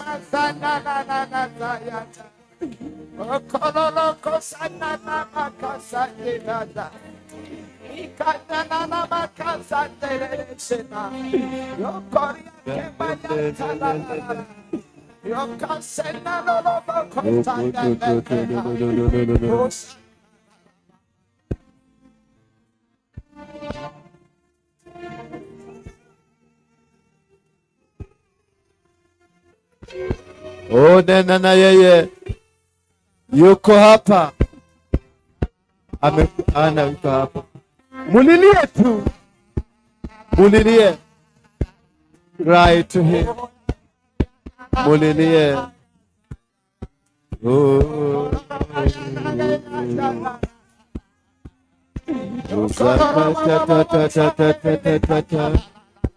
Ula baba baba re te te te te te te te. Usaya lina baba se. Oh.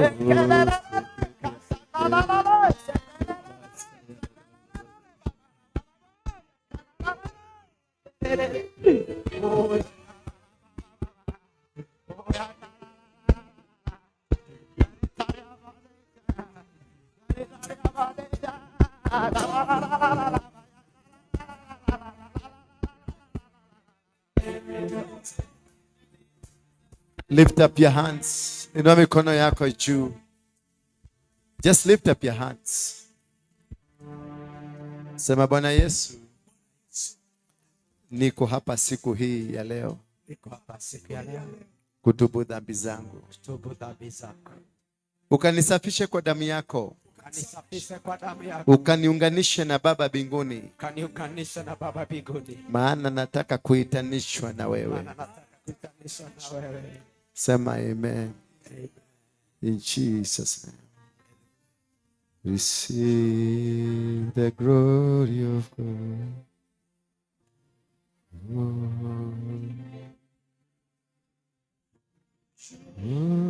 Oh, city.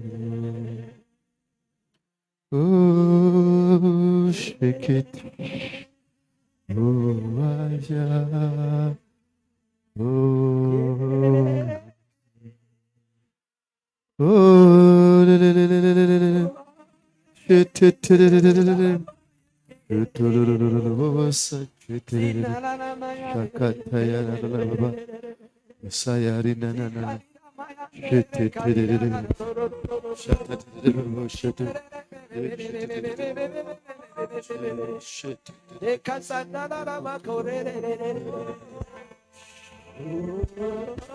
Oh, mighty name of Jesus Christ. HIV. Out. I command you. Out.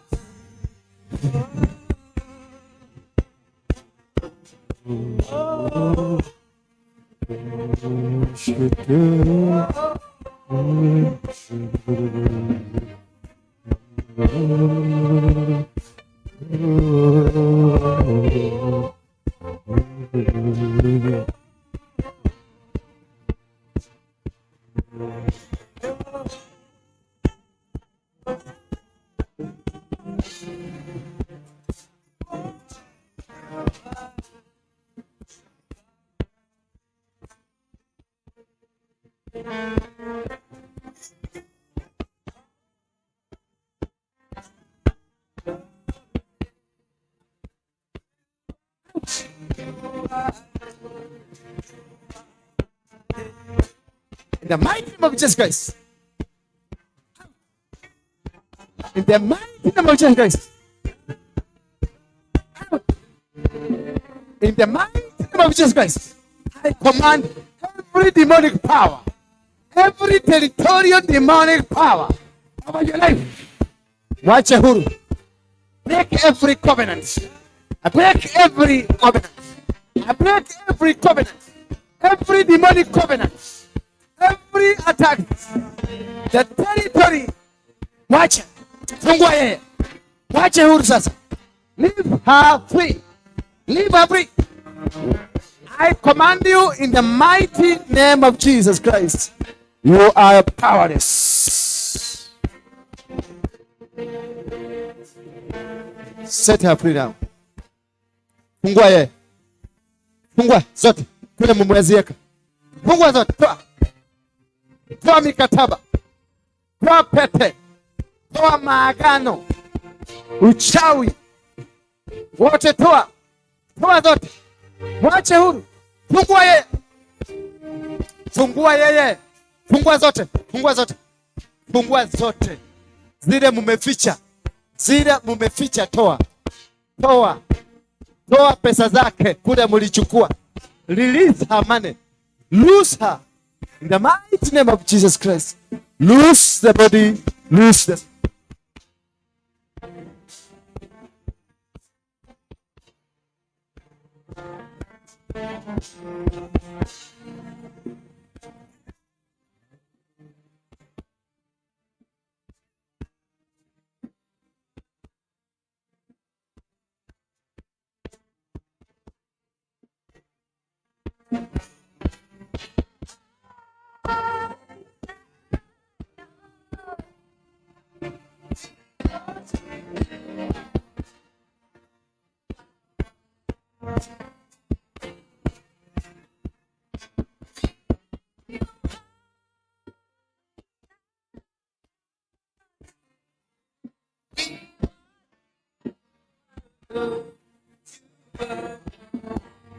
We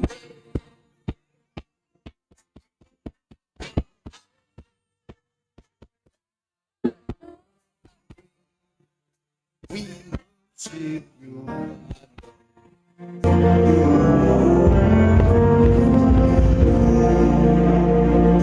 Name of Jesus Christ. Every demonic arrangement, territorial powers and forces that have contained you, destroy them. I destroy you. I destroy you. I destroy you. I destroy you. I destroy you. I destroy you. The mighty name of Jesus Christ.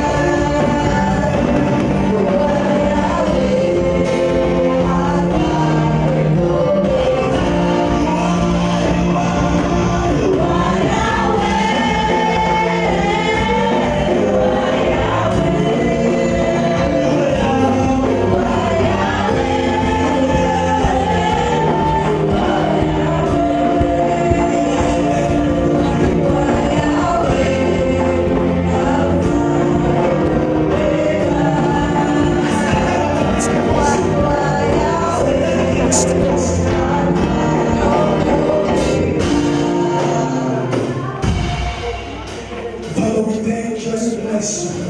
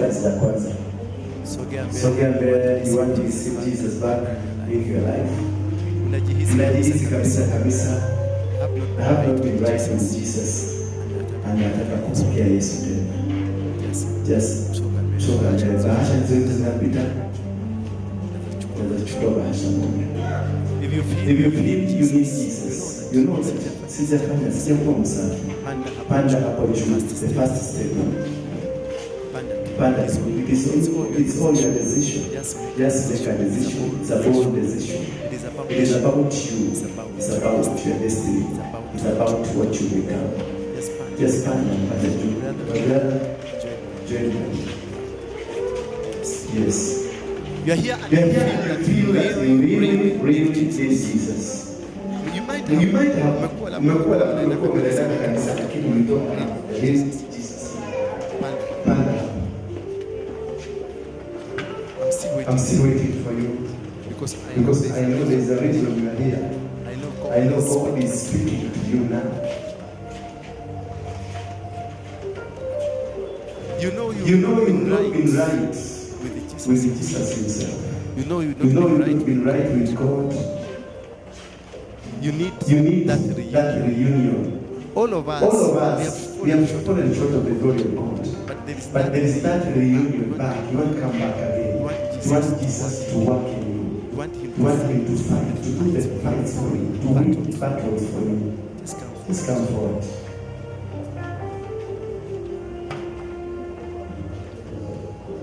I'm still waiting for you. Stand up with you. I'm still waiting for more. There are more. You are many of you. This is not because of a church. It's because of you, your personal life. You know the battles that you've been going through. And you know you've fought almost all these battles because your relationship with Jesus has never been good. That is why you've been losing every battle in your life. And you want to live a clean life, to surrender to Jesus. And let Jesus do the battles for you. Just move forward. So here to be. It is a call from heaven. It's not my call. Anaona moyo wako na anajua ukiunganika na yeye leo, kutoka leo kuna vita umekuwa ukipigana zitaondoka. Maana umejaribu umeshindwa. Umejaribu umeshindwa. Because your Jesus is not the strong Jesus because of your behavior and character. You've been doing battles, but these battles, every time you do a battle, you are defeated. Every time you do a battle, you find yourself, you are a little bit down. Just make a step of faith and come forward. I know there are several of you. Just come because this is a call from heaven. And I'm told, ask them to come. Because there is a major battle ahead of you. And I will want to release Jesus to do this battle for you. I'm still waiting for you. I'll give you some more time to come. I'll give you some more time to come. Make that decision. Yes, you are saved. You are going to church, but your relationship is not good. Yes, you will be giving thanks and everything, but your relationship, it is not that strong relationship that you used to have. You are the person I'm looking for. Let's come forward. You need to be empowered. There are several of you, some more. You are in a church. You are here. We come to church. But God is telling me your relationship with Him has been poor.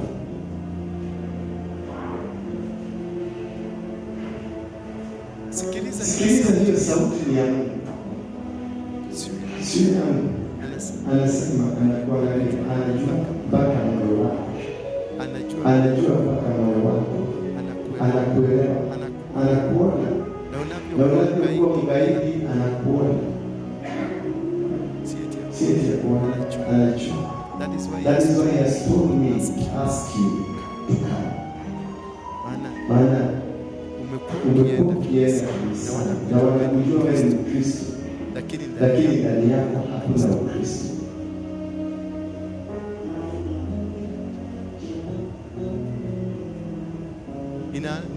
Maana wewe ni sadaka. Uhudhurie ibada, lakini ndani yako hamna Kristo ambaye anasema unamtafuta. Mlango huu umefungwa.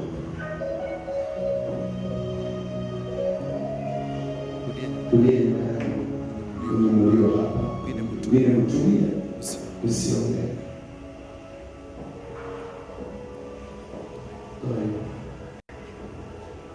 Tukimshikia yule akisema Watu watafutie kila mtu mikrofoni yake. Sema Bwana Yesu. Shikilia mkono wa kulia. Kabla chini. Sema Bwana Yesu. Nakuja kwa mzani. Maana nimejua nimekosea. Wewe ni Mungu mwenye neema na rehema. Unajua kubariki. Nibariki leo. Sijakuwa msafi. Sijakuwa nadhifu. Bali nimekuwa mtukufu katika nyumba yako. Shetani, sitakutumikia tena. Nitamtumikia Mungu aliye mbinguni. Sema amen. Baba, katika jina la Yesu Kristo, watoto wako hawa ninawaleta mkononi mwako. Angalia wamechukua hatua, wamesimama kwenye madhabahu yako, wameepukana na ghadhabu yako, wamesema hawataitwa watukufu tena, wamesema hawataitwa wasiosikia bali wanaosikia. Wameikubaliana na wito wako, wakasonga mbele ndio weze kuwaona. Hivyo wamejipeleka mbele Baba, na ukawaonekanie tu, ukawafungulie milango, ukawapiganie vita, ukaondolee chuki, ukawaondolee aibu. Wabariki watoto hawa, wainue tena kwenye viwango vya juu. Ninakuja kinyume na maroho yote ya kishetani, maroho ya wizi, ya usherati, maroho ya kukataliwa na kuonewa, maroho ya usinzi, yote ninayaondoa kwao. Wachawi na waganga waliowapelekea kwenye chukizo walio nayo sasa, na ikaondoke. In Jesus name we pray. Semeni amen. Wekelea sadaka yenu hapa. Wekelea sadaka hapa. Sawa. Mkaondoke. Ningetaka kuwaona hivyo mlivyo. Hawa tu ndio nitaona baadaye. Nitawaona hivyo mlivyo tu. Mutaniona. Utafute Pastor Ndwati, utaniletea hawa.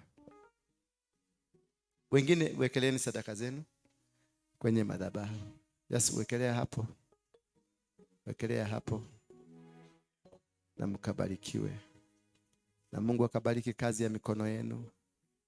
Mungu akabariki jasho lenu likabarikiwe. Na milango yenu ikafunguke.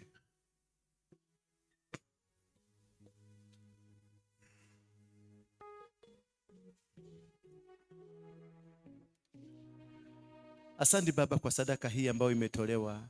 Ni dhabihu ya kupigana na vita vya kimaeneo, maroho ya kimaeneo.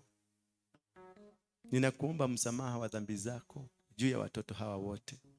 Ukaweza kuwabariki, ukaweza kuwainua tena, ukawafungulie njia upya, ukawapatie nguvu mpya, na ukawapatie njia mpya.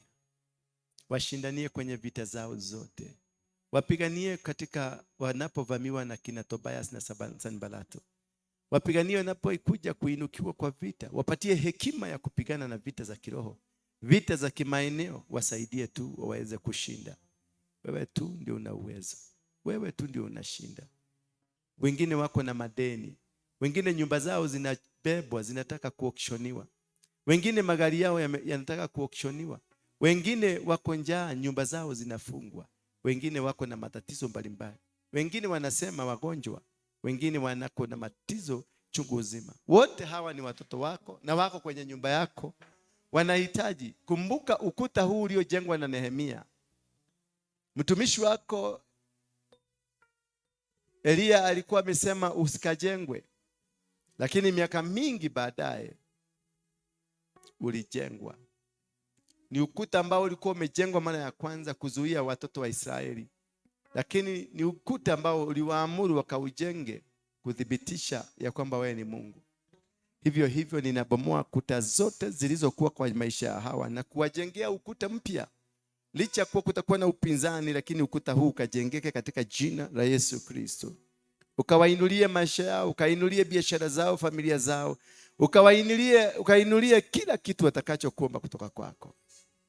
Baba, asante. I worship you, Father, and I thank you. In Jesus' name I pray. Sema amen. Mbarikiwa. Nataka kufanya tangazo hapa. Siku ya Ijumaa kesho kutwa tutakuwa na Kameme hapa. Kameme TV. Na Martin wa Janet, Kigosho night. Tafadhali nakuomba unisaidie kualika wageni zaidi. Nisaidie kule Dadora, kule Kayole, kule mko. Mwambie tukuje mkesha huo. Na muhakikishe kila mtu utakuja. Sababu ni kanisa letu, tumepata neema, kibali. Hiyo Kameme wanalipishanga, sisi wametupatia bure. So itakuwa ni aibu kubwa kwangu kupatiwa kitu bure, lakini wale wanaopatiwa hawapo. Bwana asifiwe. So ninakuomba tu tafadhali, I beg you, mobilize for you, mobilize for me. Wewe utafute watu 10, kila mtu akitafuta watu 10, mkuje na wao kesha. Si utakuwa tumesonga? Wangapi wataweza kufanya hivyo? Wangapi wataweza? Inua tu mkono straight kabisa, kama hauna kitu kingine umeshikilia kama gedhito, inua mkono vizuri. Utaweza hata kuimobilize watu 3, 4, mkuje, tukuje kesha. Haleluya. Mzee atakataa? Mzee atakuuliza kule unaenda? Wewe. Mwambie nimekuuliza tu. Number 2, tarehe 6 mwezi wa 5 ndio tutalaunch hii kanisa. Bishop wangu atakuwa, huyu mwingine wa Matuta atakuwa. Wote nimewaalika kama watakubali kukuja. Huyo ndiye alinizaa, huyo ndiye aliniombea wokovu. Acha kuicheka. Kwani uko na Matuta wewe? Na patikana uwezekano dancer ni Makoya pia ndiye wakiwa na Harrison ndio wali ordain. Kuna uwezekano akipata nafasi atakuja, lakini anajaribu kuangalia venye itawezekana. So pia ninakualika, itakuwa hafla mzuri hapa. Tutakuwa kama hotel, si kama kanisa, kama hotel. Kama ile breakfast ya ma-president. Nitawapatia lunch siku hiyo. It's my time to give. Bwana Yesu asifiwe sana. Kwa hivyo pia na hiyo, just I'll give you a card on Sunday. Mkikuja mtapatiwa card ya invitation. It will be invites only. Sio kuja ati gohetokaga. Ati sikuwa kadi zikipatianwa. Hiyo itakuwa invite only. Bwana Yesu asifiwe sana. Na kutakuwa na upako. Huyo mzee ataachilia upako wa kuhama. Sema upako. Kama hujapata mume utapata siku hiyo. Ataachilia upako ya kuhama kutoka ukapera ukaitwa bibi ya mtu. Kwa sababu tunahama kutoka kule tunakuja. Hallelujah. We are in Exodus.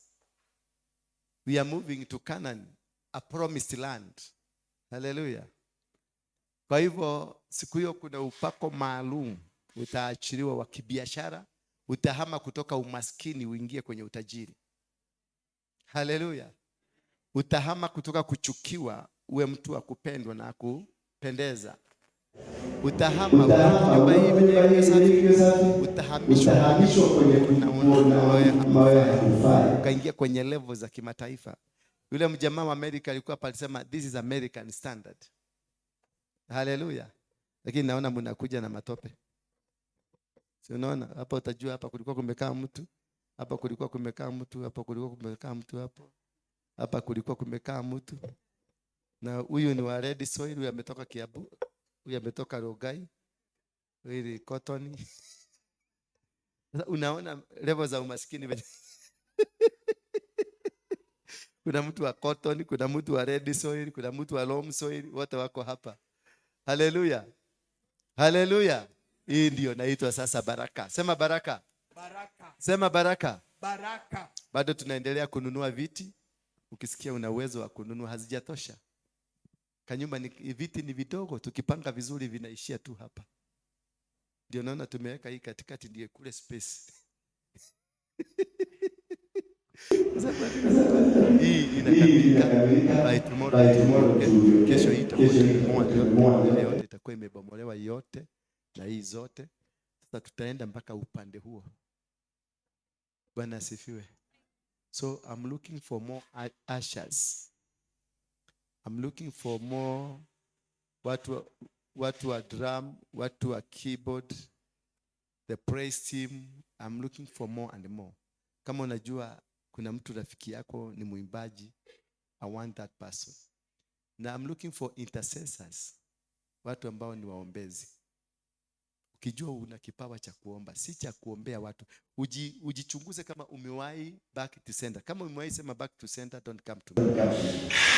Sitaki wachawi wa kiroho. Nataka watu wa baraka, watu wa kuombea. We want to change the version how we do. Back to sender wachana nayo. Kama wewe ni wa back to sender, wewe ni mchawi tu kama wachawi wengine. If you've ever mentioned back to sender, you are a witch.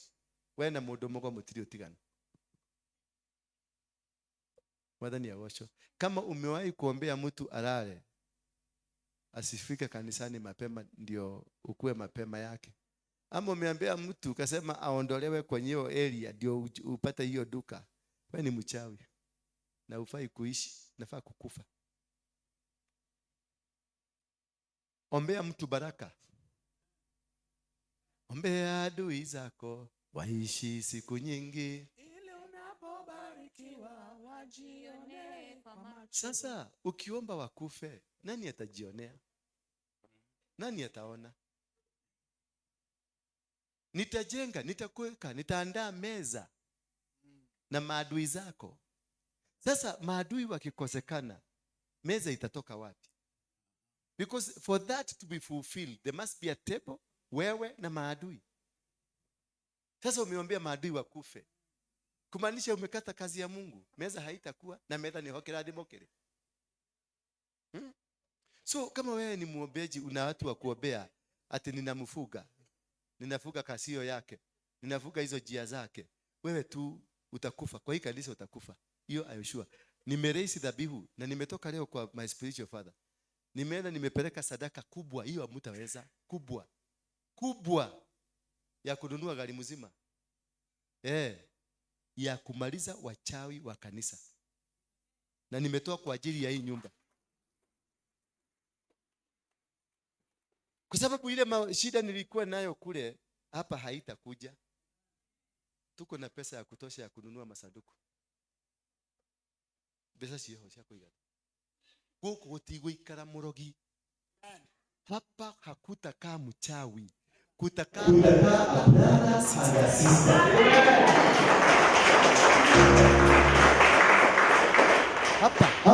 hapa. It is a brother. The land of God. Period. Hivyo watakukaribia. Hapa jaribu tu kutoka leo. Jaribu tu. Ile maombi mnaobaga. Ati nafuga fulani. Asa. Mkiona mtu ameanguka mnajua ni yeye. Hiyo nimedeclare and decree. Hiyo nimetangaza. Mungu amenipatia watu wa Kibera. Mungu amenipatia watu wa huko Mathare. Mungu amenipatia wale wachawi. Amenipatia malaya, prostitutes, waizi, wauaji. Amenipatia niwapatie upendo.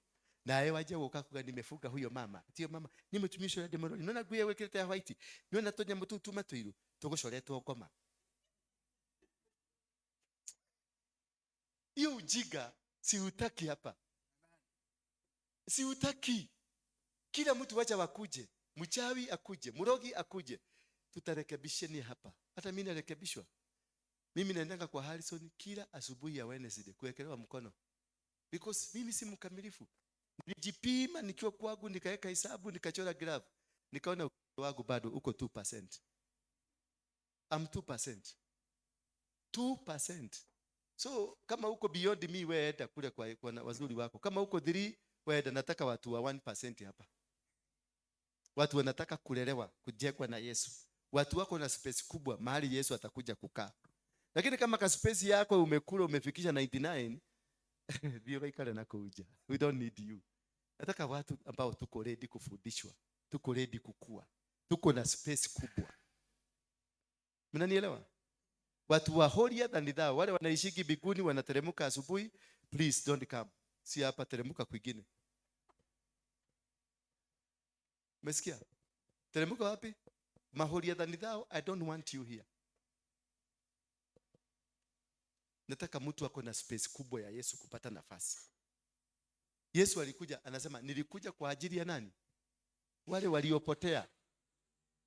Kama hujapotea, do you need Jesus? No, you don't need him. So you don't disturb my boss. Jesus is my boss. I'm here to defend and protect my boss. My boss was sent to sinners. Kanatigwa? Yeah? No, ukire mwega. Nikioreka kwa my boss.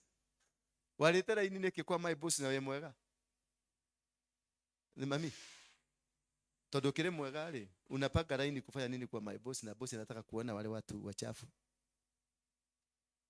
Tukubaliane hivyo. Create that space for God to help you. Create a space for God to come and live in you. Just create a space. And create a bigger one. Wacha kusema to me. The Bible tells you clearly. If anybody says, I am clean, is lying.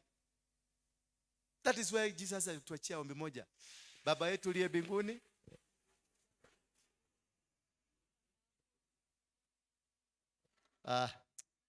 Stop. Baba yetu uliye mbinguni. Jina lako litukuzwe, ufalme wako uje, mapenzi.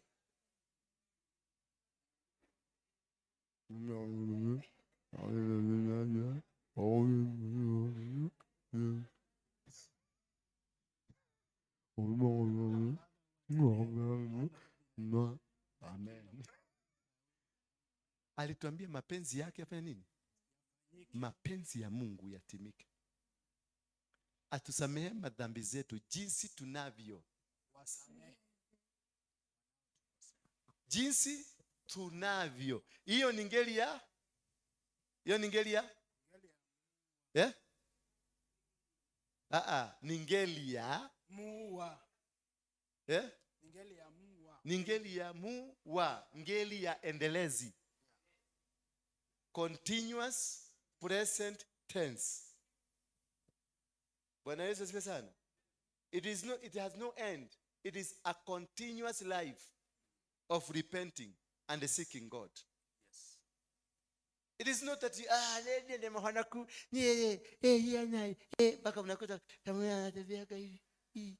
Hiyo peleka kwa nuko, kwa wale wameokoka sana. Mimi sijaokoka 100%, niko 2%.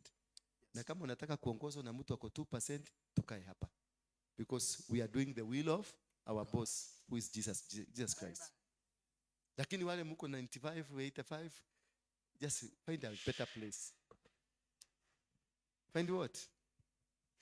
Ukiri tutagi kuoka. Kiri tutoka. Hiki kile dawa kuita. Huyu alikuwa anataka kunywa dawa.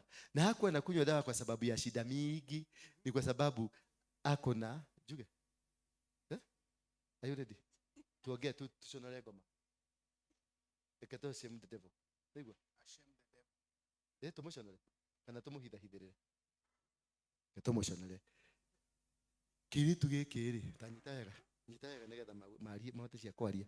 Nĩnjenda kũmathondeka nyita ũguo. Rũiretu rũrũ rĩ, yani good. Yes. Rũiretu rũrũ rĩ, rũharĩ na arũme ta 5. Mwaigua? Mũthĩ ũyũ, rũciũ, ũreo, bagacoka makamweka disappointment. Manyita. Akona no akuire.